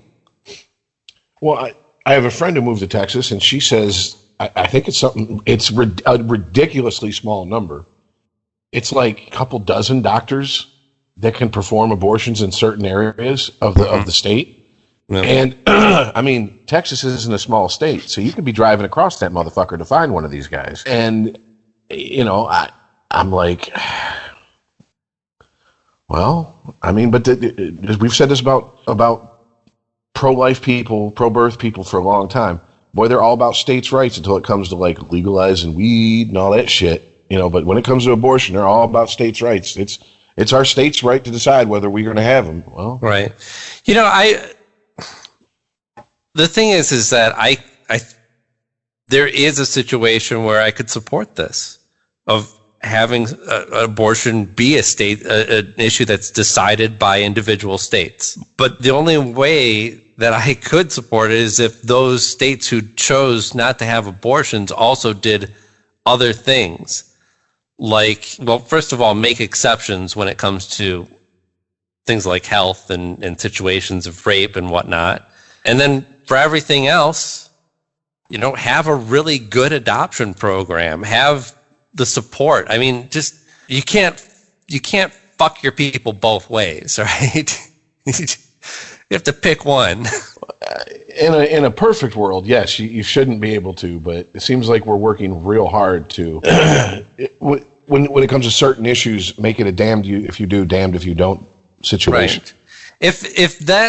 If the people in that state wanted to make abortion illegal, and they really seem to care about all the people that, you know, that are actually living in that state in a way that, I don't know. I don't even know what that looks like. But it's this idea of like, you know, oh no, you can't kill that person. That person inside you has potential and is going to be something. And then they come out and they're like, get the fuck out of here. You want to be on welfare? Parasite. Yeah. Get a job. I'm a newborn, literally. So? Yeah, well, I mean, that's one of those issues that the people who dig their heels in, their heels are really dug in. And, you know, it's funny how it hits way close to home. I have a whole lot of family who feel very strongly about pro-birth, you know, and are very anti-choice. And it's one of those subjects I just don't ever talk about with them. Mm-hmm. Because it's a waste of everybody's time. It's going to end one way. It's going to end with people being pissed at each other and nobody changing their mind. It's kind of like it's because it is wrapped up in religion. Yes, it's an issue that's been directly tied to people's eternal salvation. That's kind of unfair, man. Based on a maybe. Based on a fucking maybe. Isn't it amazing that you can go out, fuck little kids, murder them, and get forgiven by Jesus, but if you have an abortion, like somehow that's like, you know, if you'd have fucked the kid then killed it, I could forgive you, but you killed it while it was in utero. I mean, you got to go to hell for eternity. I don't know. It's just funny how it's like that book that you read that you want everyone to live by. Do you even comprehend what it says? Right. Well, because somebody made up this arbitrary rule that says like the kid. Okay, so the guy who kills the kid goes to heaven, right? Because the kid was innocent, and then the guy ends up seeing the error of his ways. He's born again, and he gets to go to heaven. But the unborn child, because of some snafu in the paper department in heaven, has to go to limbo. They're like, yeah, we'd like to have him up here, and he's cute. Oh, he's looking a little peanut. Oh, no, he's got to stay out there in that empty space, though. He can't come into heaven. I was thinking about George Carlin. Like, I don't make the rules. It's just, it was written already. I love how you, like, the way you're framing it, the afterlife, it really is like Beetlejuice. Yeah. Except for it's not just suicides that have to work for the afterlife and the bureaucracy. It's aborted fetuses too. Like they're over there with a rubber stamp as big as them. Like next, just like right. I mean, if you really wanted to do this and you have God's ear and you spend so much fucking time talking to the guy, then how about you convince him to let the aborted fetuses into heaven? Why has he got to be such a dick about it? He makes the rules. Why do we all have to change our behavior? We're not the ones who are all powerful. Listen, there's a book. He has to follow it. Right. God made the rules, and now he just can't break them. That's the thing. We have this kind of idea with our Constitution, too. And this is the problem with having your... You get yourself in this frame of like, well, this is how it is and this is how it has to be, not realizing that we constructed this fucking frame. We made it. You know, the Constitution was made by American people, and it can be changed by American people. We can adapt this country to what we want it to be now. Can't just go, oh, well, this is how we elected the president. Oh, can't just change shit. Yes, we can. We can always change shit. Only unfortunately with religion, you can't, because the guy who's in charge of changing shit doesn't actually exist. Well, what was the line in Dogma that Chris Rock delivered? The Pope miraculously is like, oh no, I guess this is okay now. Kissing dudes, yes. Putting your dick in their butt, no. That's the new rules. That's the new rules. What about giving each other a Dutch rudder? It's like football. If the dick doesn't break the plane, it's not a sin. If the ball breaks the plane, it's a touchdown. If the dick breaks the plane, it's a sin. So you can jerk each other off. Right, because God one day, he thought all this out. He thought out all these possible scenarios for human interactions, and he has them in this big book. And the Pope goes, how are you on butt sex? Male on female or male on male? Let's see. Let me cross-reference this. Let's see. No, looks like they're both out, actually. Any wiggle room on that? I mean, the heteros are asking because, yeah, I suppose we'll meet them halfway. We'll let the men fuck the women in the ass, but not other men in the ass. Well, the way it was always explained to me... Arbitrary fucking rules. The way it was always explained to me growing up, and it was funny because around like maybe 9 or 10, I started to question it. And that's when I started getting the hairy eye looks from my family members was, well, when you get married, God turns a blind eye to what a man and a woman do in the bedroom. I'm like, oh, so he's spying on me the rest of the time. And if I have sex before I get married, he's going to condemn me for it. But if I get married, I can do anything I want with my old lady in the bedroom. If I rape my wife, God's okay with that. Yeah, well, that's where all these new religions fucked up. The New Testament was like the first instance of backing down. The Jews have it the best because they just stick with the Old Testament. And look, if it's either in there or it isn't.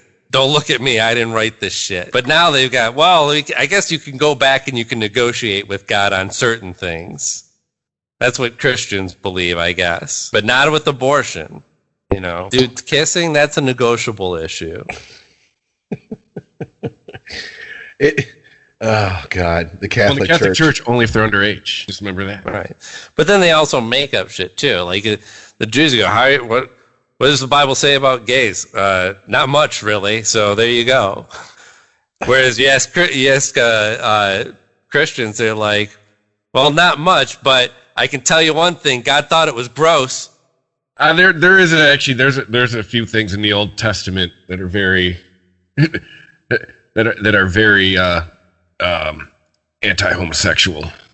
Actually, I know what you're referring to, and that's not even that clear.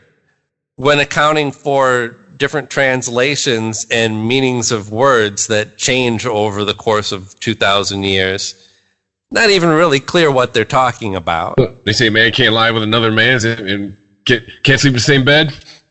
What was that, Leviticus? Yeah. But then in the New Testament, Jesus never mentions homosexuality one way or the other. Nope, he does not. And you figure if it's that big of an issue, he'd have brought it up at some point. Kind of like if dinosaurs and Jesus existed at the same time, you might have heard about him riding bareback on a Tyrannosaurus Rex at some point. Yeah. But... And the Lord said, come here, Tino. Smash cut to Jesus banging a dude on the back of a dinosaur saying, leave this out of the book. This is why we don't know what happened. This is totally off the record, right? This is why we don't know what happened when he was a teenager and in his 20s. Those are Jesus' experimental years. His homo dinosaur years. Yeah, nobody brings that up. From year 12 to year 33, they don't say shit. Yeah. They go away when he's 12, and you catch back up on him when he's 33. He had a really long, awkward phase, okay? Yeah. He's trying to forget about it. It was just a lot of acne. That's why he grew that beard, to cover up all his pock marks. That's why he looked like a Hell's Angel. Greg Allman. Hey, man, apprenticeships for carpenters back in the day took a while, so that'd have been a pretty boring read. You know, it's not as exciting as Numbers was in the Old Testament. You know, come on now. So and so begat so and so, who begat so and so. Right. Oh God! And he could have been saying all that shit back in the day. It's just if you don't have the robe and the beard, you're not effective. God. Right? You don't have to look. You know nobody's listening to you. No one ever brings up the Old Testament. We all came from two people. No one ever was that. So who's fucking a sibling? Because if we all came from two people, someone was fucking a sibling. I want to know who. Well, first, if we came from two, well, not even two people, really, because Eve was Adam's rib, right? So that's all still the same DNA. Like, we would have been mutants that would have died out in 3 generations. We've been fucking ourselves for 6,000 years. Yeah. Even sex with your wife is masturbation. So the Catholic Church now says no more sex with your wife. With that limited gene pool, we wouldn't have made it this far. We'd be lizard people talking about this shit right now. God. Well, it is, yeah. And the questions you bring up, every time I'd ask, like in Sunday school, like the first couple times I'd ask questions along those lines, they'd make an attempt to answer. And then finally it was like, Richard, just be quiet. It's called faith. You either have it or you don't. And I'm just like, that's it. That's it. That's your final answer on the subject. Doesn't sound like you had much faith in how this is working. You know, how all this works here. Well, this episode has been like kind of a greatest hits. We've done the whole tour. Yeah, we started with Trump. We should do maybe a little encore of toxic masculinity. Oh, we'd bring up Gillette. 2, 3, 4. You know, the Gillette commercial, I got 2 thoughts on that. One, can I just shave? That's all I was. Can I just shave? That's well, no. One is Dollar Shave Club is like, whew, oh boy, I can't wait for our subscriptions to go up. Oh yeah. You know what I'm saying? They're just like, piss off your customer base. They'll come to us. Cool, wonderful. They don't care. And 2, is it really gonna fucking matter? Haven't we proven? I mean, you know, you're gonna get to hardcore people who are like, I'll never buy anything Gillette again. Gillette deodorant is the deodorant I wear, and I'm going to keep buying it. I mean, you know, I don't really care who they're trying to pander to. It doesn't matter to me. Yeah, first of all, the guys that are using Gillette razors, like maybe they see that commercial and go, that pisses me off. And then talks about it to his wife, and then his wife goes grocery shopping, brings home the Gillette razors. He goes, I thought we weren't buying these anymore. And she goes, you want to do the grocery shopping? And he's like, moving on. Yeah, pretty much. I mean, there's no stance. He's not like, I'm going to throw this razor in the toilet and then take a picture of it and put it on my social media feed. That's like when the people were burning Nikes because of Colin Kaepernick. You've already bought them. They don't give a shit. They've already got your money, asshole. You want to prove a point? Nike doesn't care if you shove them in your ass once you've paid for them. Yeah, you want to prove a point? Blow up a Nike store. Okay, I mean, don't. But you know what I'm saying? Like, if you're not willing to go to that far, then you're verbally masturbating is what you're doing. Yeah, you're virtually on the internet. You're a pussy because you took the shoes off first. Yeah. Yeah, I remember that wax video. You can run with your shoes on fire. But no, and I mean the other thing is, this isn't. It's a company trying to pander to a certain crowd. Remember when Pepsi did the protest commercial where one of the Jenner/Kardashian kids gave a cop a Pepsi, and you know people were that's the most horrible thing ever. You're making fun of Black Lives Matter or Police Lives Matter or whatever the fuck. 2 weeks later, no one gave a shit, and the sales of Pepsi weren't affected. Nike rebounded hard after the initial, no one's going to buy Nike. Well, yeah, because they keep making Jordans, so that's what I'm saying. They'll be fine. Yeah, the minute the new Jordans come out, the sneakerheads they get. First of all, the sneakerheads will keep Nike at least as a boutique shoe company in business forever. Right. Yeah, like we've seen individual casualties of these types of social media driven battles where somebody says the wrong thing, takes the wrong stance, gets booted from their job. But no company has gone under, or I haven't even really heard about any significant layoffs because of that horrible ad campaign that we misjudged. Yeah, I mean, it's Pepsi's a still flash fine. in the pan. But I guess the other part, though, this is to Gillette. If you would like to sell more razors, maybe not make it $40 for 4 of them.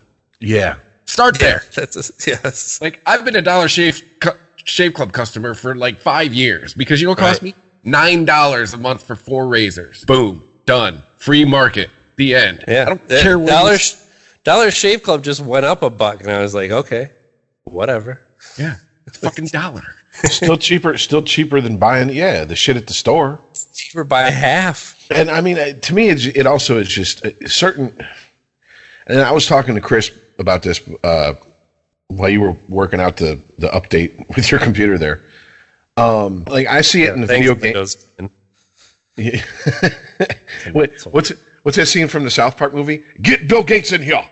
Yeah. You said Windows 98 was supposed to run smoother and blah, blah, blah. It will, and they just shoot him. And it's even in 1998, the crowd was like literally they clapped for that scene. They were like, "Yes, shoot that motherfucker." But no, even in the video game world, Electronic Arts is a huge video game company, and one of their tentpole franchises is the Battlefield franchise. And they released Battlefield 5, which was set during the World War II era. That's a pretty toxic video game franchise. And, it's supposed to be... The Battlefield series was always prided itself on being the more realistic, whereas Call of Duty, they have, exoskeletons running around in space now. For zombie mode. Yeah, and all that, yeah. And when they released the trailer for Battlefield 5... the same company who's always prided itself on being historically factual has a chick on the front lines with a bionic arm that looks like something out of Star Wars when Luke got his hand cut off. And people were like, how is this factual? There were no people with steampunk bionic arms on the front lines. There weren't people dressed like they were from a Mad Max movie fighting for, in the U.S. Army, with day-glow colors and shit. And EA's attitude was, you don't like it, don't buy it. Well, that's not really a good thing to say to your customers because that game is pretty much in the top 5 of worst games and biggest flops for all of 2018. Companies need to learn. You want to push an agenda, and shut the fuck up. Don't sit there and try to piss off your customer base and expect them to be loyal to you because it's just not going to work. The thing that bothers me about the Gillette thing too is stop pretending like you care about anything else but selling razors. That is what you are in business for. You sell razors, you sell deodorant, you sell aftershave. Stop pretending like you have a greater fucking purpose. I never thought about what Gillette's opinion was on any given issue. Correct. So this is you have misjudged our relationship. Yes. I remember when that Pepsi ad was... This is like a coworker sitting you down and going we have to break up. You're like, I didn't know that we were dating. This is weird. Why are we having this conversation? And we have a purely transactional nature here to our relationship. Why are there feelings here? And if you really want to needle at Gillette, you could also argue that this commercial has several instances of the magical Negro in it. Yeah, it does. Yeah, it is. It is rather Green Miley in some parts. Yeah, but what are you going to do? I mean, here's the thing. I remember when the Pepsi commercial was making the rounds and people were pretending to get offended about that. Someone brought up a good point. They said Pepsi put that out there hoping this was going to be this generation's version of that Coke commercial where everybody's holding hands and singing and shit. And I'd like to buy the world of Coke and have a Coke and a smile. And they misread the room. And what did Pepsi do? They took the ad off the air and they shut their fucking mouths and they put their head down and they powered through it because they knew in 2 weeks we'd find something else to be fake outraged about.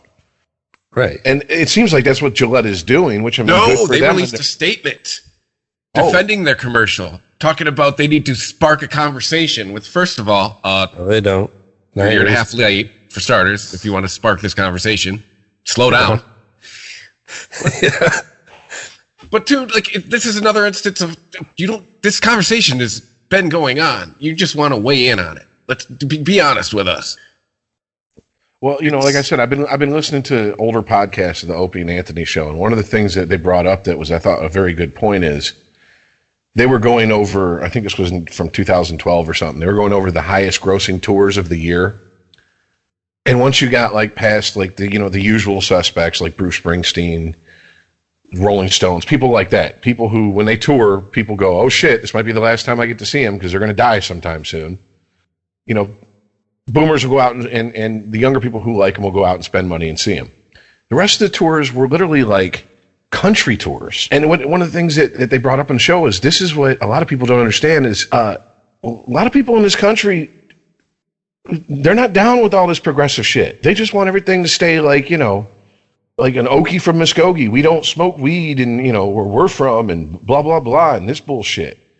I mean, you got Kid Rock who made a hard left. He went from trying to be a legit rapper to trying to... Sorry. Did you send me something? No, there's some stupid snapshot feature in Skype, and I accidentally hit it. And because I'm like, am I getting a message? Yeah. But yeah, then he tried to do the rap rock thing because he saw that, if I hitch my wagon to that, maybe I'll make some money. And he did. And then he was like, well, I want a career that's going to be here forever. So what do? Get the country people in. Get the chicks and Daisy Dukes and Boots to come to my show, and the guys will follow.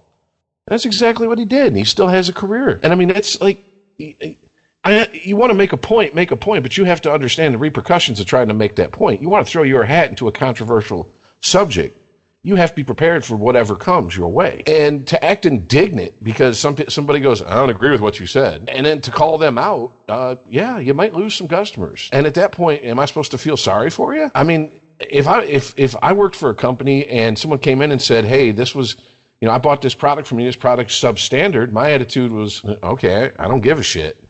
Yeah. I don't expect I'd have them coming back. I don't understand this attitude. I think certainly Gillette is a company that is losing market share. It has new competition that it has to deal with, and so it has to find ways to reestablish itself in the marketplace, right?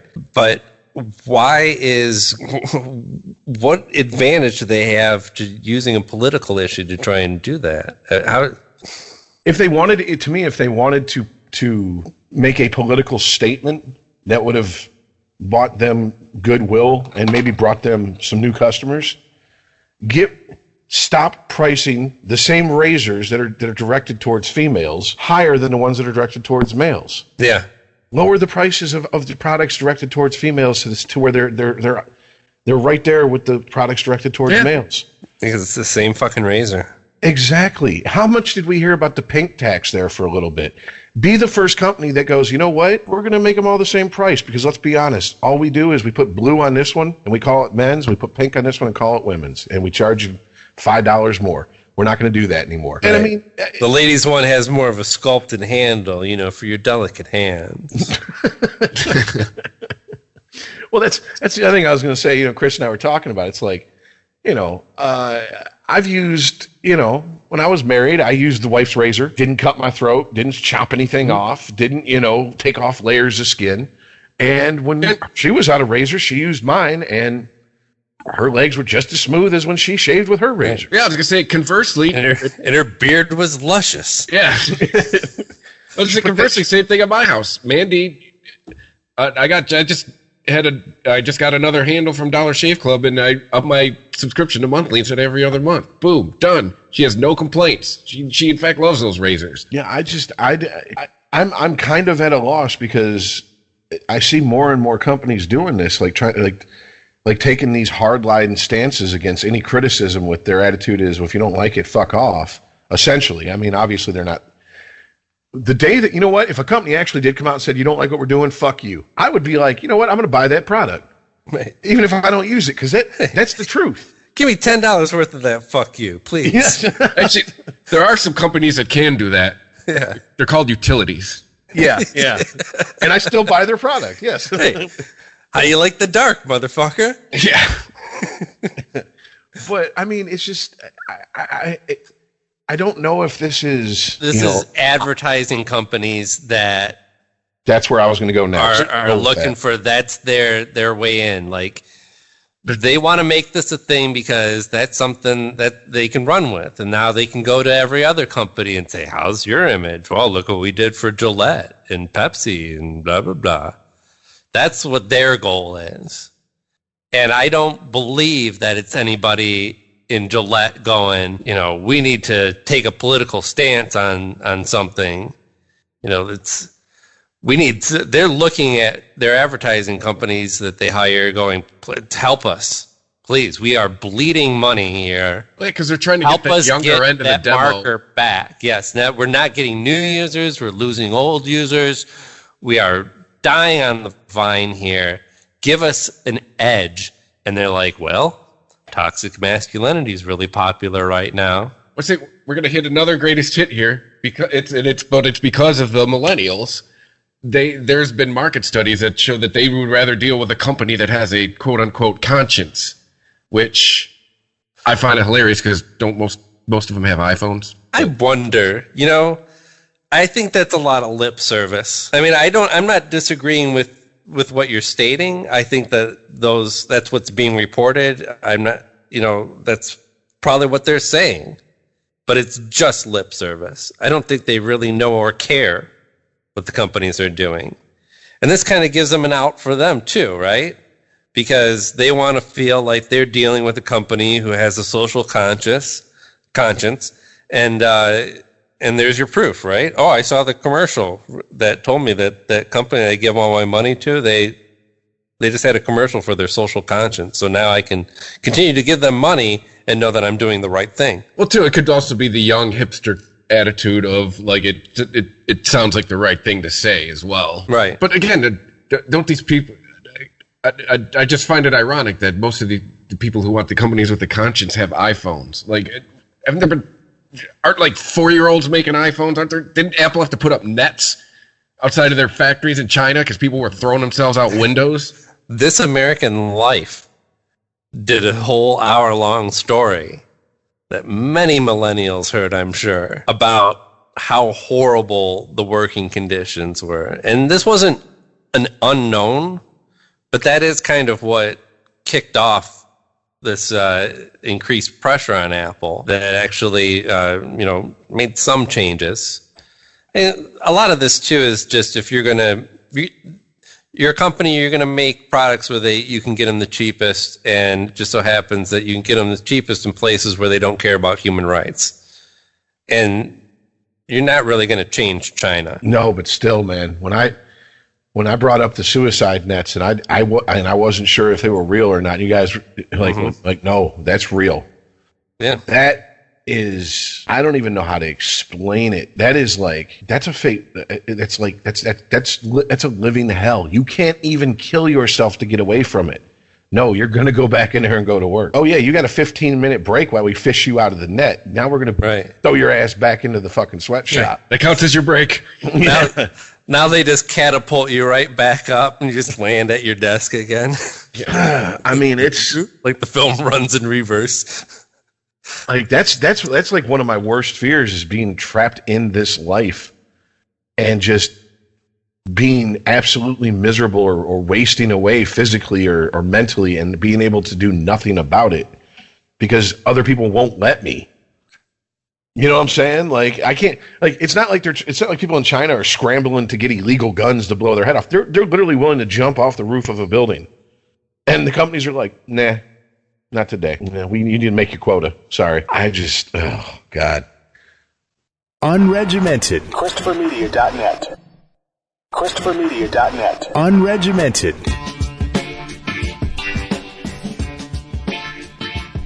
Oh, which reminds me, real quick, I did want to bring this up before we go. I don't know if either of you guys have watched this movie. I know that's probably a dumb question to even put to Chris, but the movie Sorry to Bother You. I watched that the other night. Yeah, no, I've been meaning to. and I know that's a movie I need to watch. Is that another How to White People movie? Dude, I'm going to explain it the best I can. It's like an alternate reality world it's set in, first of all. But yeah, it does revolve. I got a very strong Brazil vibe off of it. Yeah. And it basically is, the setup is a young guy needs a job, goes into a telemarketing firm, gets the job. He's not having any luck selling. So Danny Glover is one of the older guys, and he leans over and goes, "You got to use your white voice." Yeah. And then, hi there, and he does the stereotypical nasally white guy. He goes, "I'm not talking about comedian white voice. You got to inhabit your white voice." Which, I mean, like, I saw a comedian one time talk about the voice that when the bill collectors call. Right. Yeah. As Dave Chappelle says, he goes, "All black Americans are bilingual. We speak hood and job interview." He goes, and that's at minimum. We speak those two things. He goes, and then you got some that actually know other languages, but no, it's a really good movie. I was shocked how much I liked it. I mean, look, first of all, I'm not offended by being the butt of hey whitey, like whatever, right. Because I make fun of everybody, so I should be able to take it myself. Yeah. But it really doesn't do that necessarily. White people are kind of ridiculous. Especially, I got to ask my Irish relatives and ancestors, what the fuck is up with river dancing? So you can bounce around, but you can't move your upper body whatsoever? What drunk people come up with that shit? Oh, Irish. Yeah, okay, so that makes sense. But no, I mean, it doesn't, it's not like it's an attack on, like, white people, even though I'm sure that there's going to be people who would watch it and go, "I ain't watching that shit," but that's their loss. It's more of an attack on just almost modern society and how corporations work. And I can't give anything away because it goes through so many. Yeah. You think you know where it's going, and then you get to this point and you're like, what the fuck just happened? But I'm probably going to hit that this week. I think it's on HBO or Showtime. I watched it on Hulu, so I don't know what was it. Yeah, no. So I watched it last night, and it was on Hulu. So yeah, I don't know who's hosting it, like what channel, but and by the way, I had heard the interview with Boots Riley. He's the writer and director.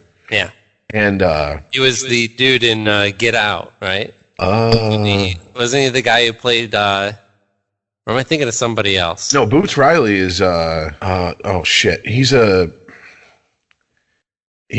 a rap group. I can't remember the name of his like. Oh really? I didn't know that. Yeah, The Coup and Street Sweeper Social Club. He's the lead vocalist of those two groups. Okay. But anyways, I'm sorry. I'll say I'm reading the synopsis. It's more like a rich people are bad movie. Kind of, but I mean, like, it's not like as cut and dry as that. It's really not. It was really a lot more nuanced than I thought it was going to be. I thought it was going to be a silly comedy that took took the low hanging fruit, easy pot shots, and it does at times, but it does it in a very self aware way. It knows when it's doing that, and it kind of rolls its eyes at itself for doing that. Like, yeah, we know what we just did, but had to be done, got it out the way. Now we can get on to the more subtle humor, more nuanced humor. But when I heard the interview with the guy who directed it and wrote it, he come off as just like a complete asshole.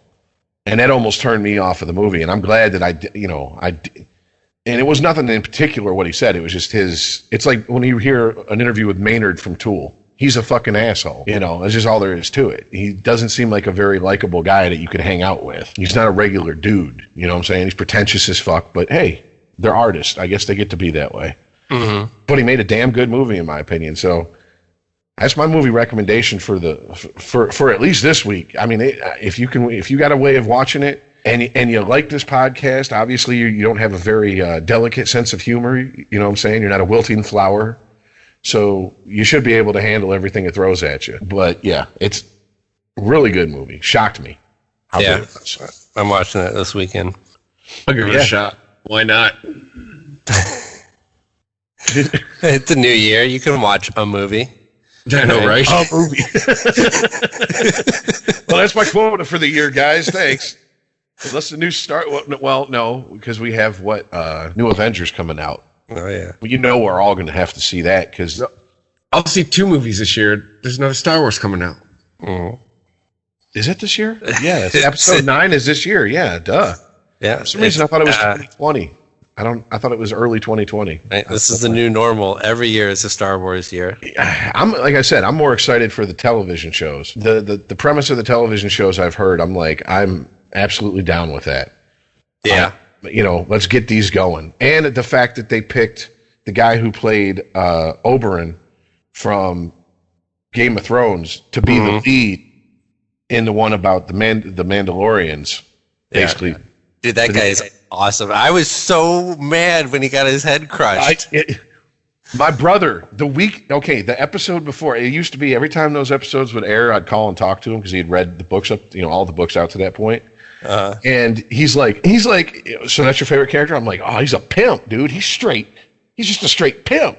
And he's like, well, you really ain't gonna like when the mountain kills him. And I'm like, what the fuck? Oh, what a bitch.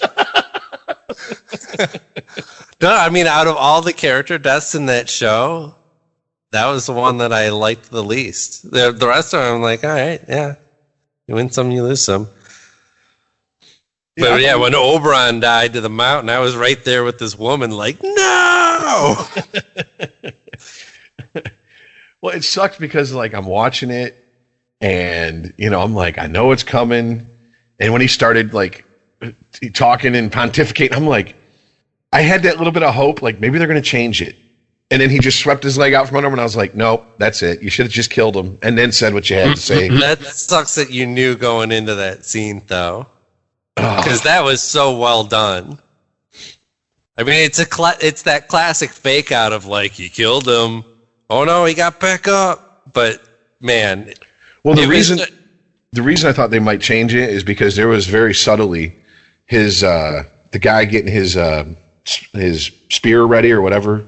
Right. He was applying something to the blade, and he's known as the Red Viper because of poisoning people. And I was like, are they going to change it up? Is he going to get one cut on the mountain and just mountains? It's going to be like Hamlet.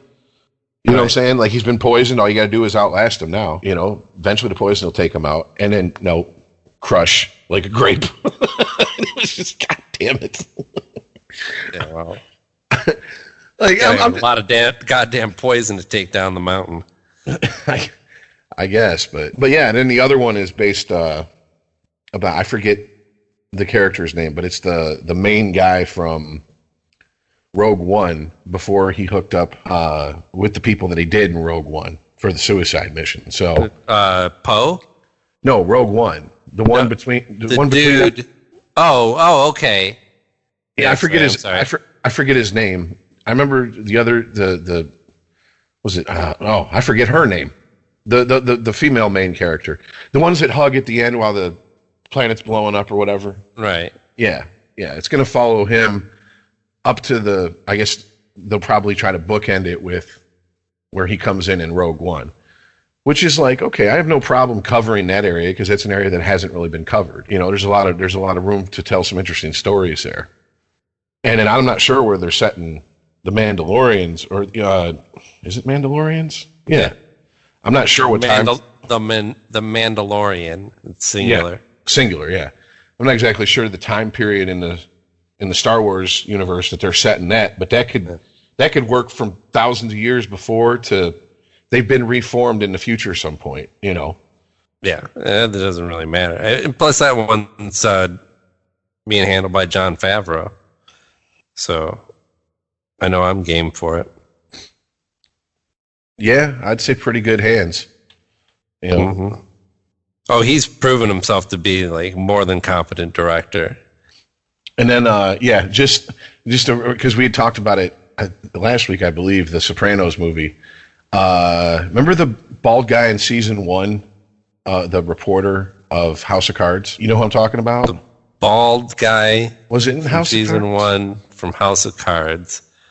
The guy with glasses. Hold on. What I are you just getting at here? anyway. He's been cast as one of the lead roles in the upcoming Sopranos movie. Right. And when I look at him, I'm like, throw the glasses on him. That's a young Junior right there. Oh, okay. No, he's the Casey Stoll, the congressman. He's the congressman in House of Cards first season. Trying That's to think back. I'll have to look him up. Peter Russo was his character's name. An eventual candidate for governor of Pennsylvania. Yeah. Right. Yeah.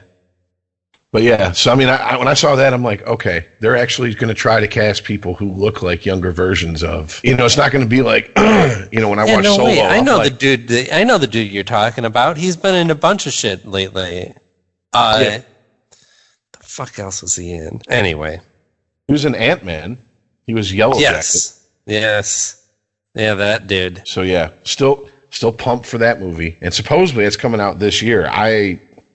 Seems like they're filming it awfully quick because it was just announced like last fall. But I mean, if they did The Sopranos, that's 13 hours of television they did once a year. I'm sure they can knock out a 2-hour movie in a couple months here. So I'm actually excited about upcoming movies for the first time in a long time. That's not named Star Wars for the most part.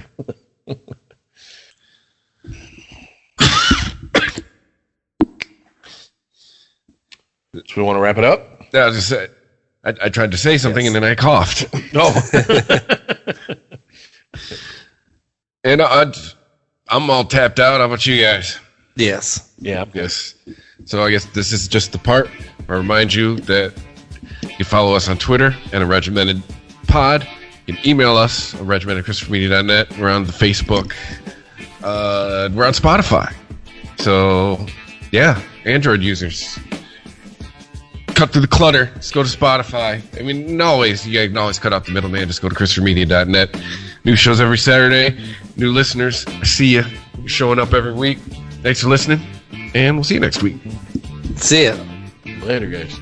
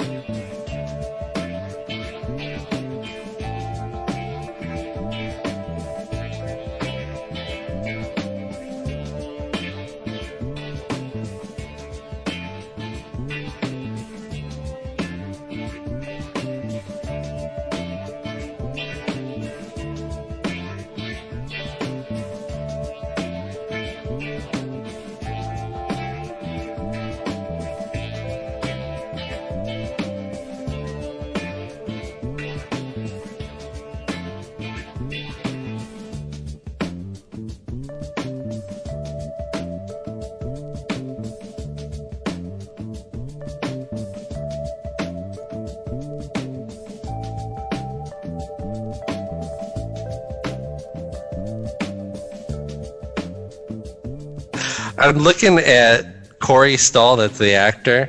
Mm-hmm. I'm looking at his IMDb. So I'm like, I've seen this guy in a lot of shit, I know. But it looks like his career starts around 2004 he was in CSI as sex shop clerk. And I'm just like, yeah, I can imagine if you're that dude, like that's the only job that you can get when you're starting out. He's like he's not an ugly dude. What about sex shop customer? Right. I think which part's worse? The person Sex has to shop- work there. Yeah, because you got to mop up the jizz. Yeah. I do, dude.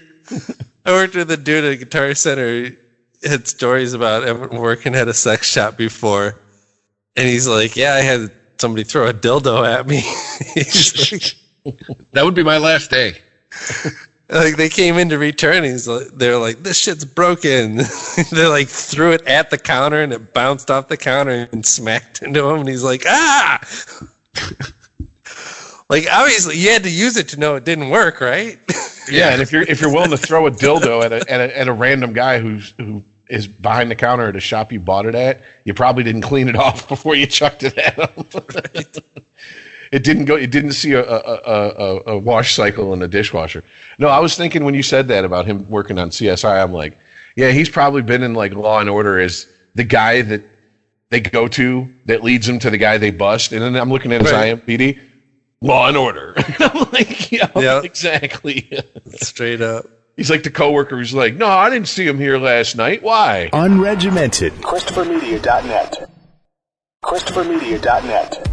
If you like this show, please tell a friend. Please make sure to rate and comment on all your favorite Christopher Media shows. Please follow us on Twitter and like and share us on Facebook. You can subscribe to all ChristopherMedia.net shows for free on ChristopherMedia.net. Thank you for listening, and thank you for visiting ChristopherMedia.net. Thank you for visiting ChristopherMedia.net.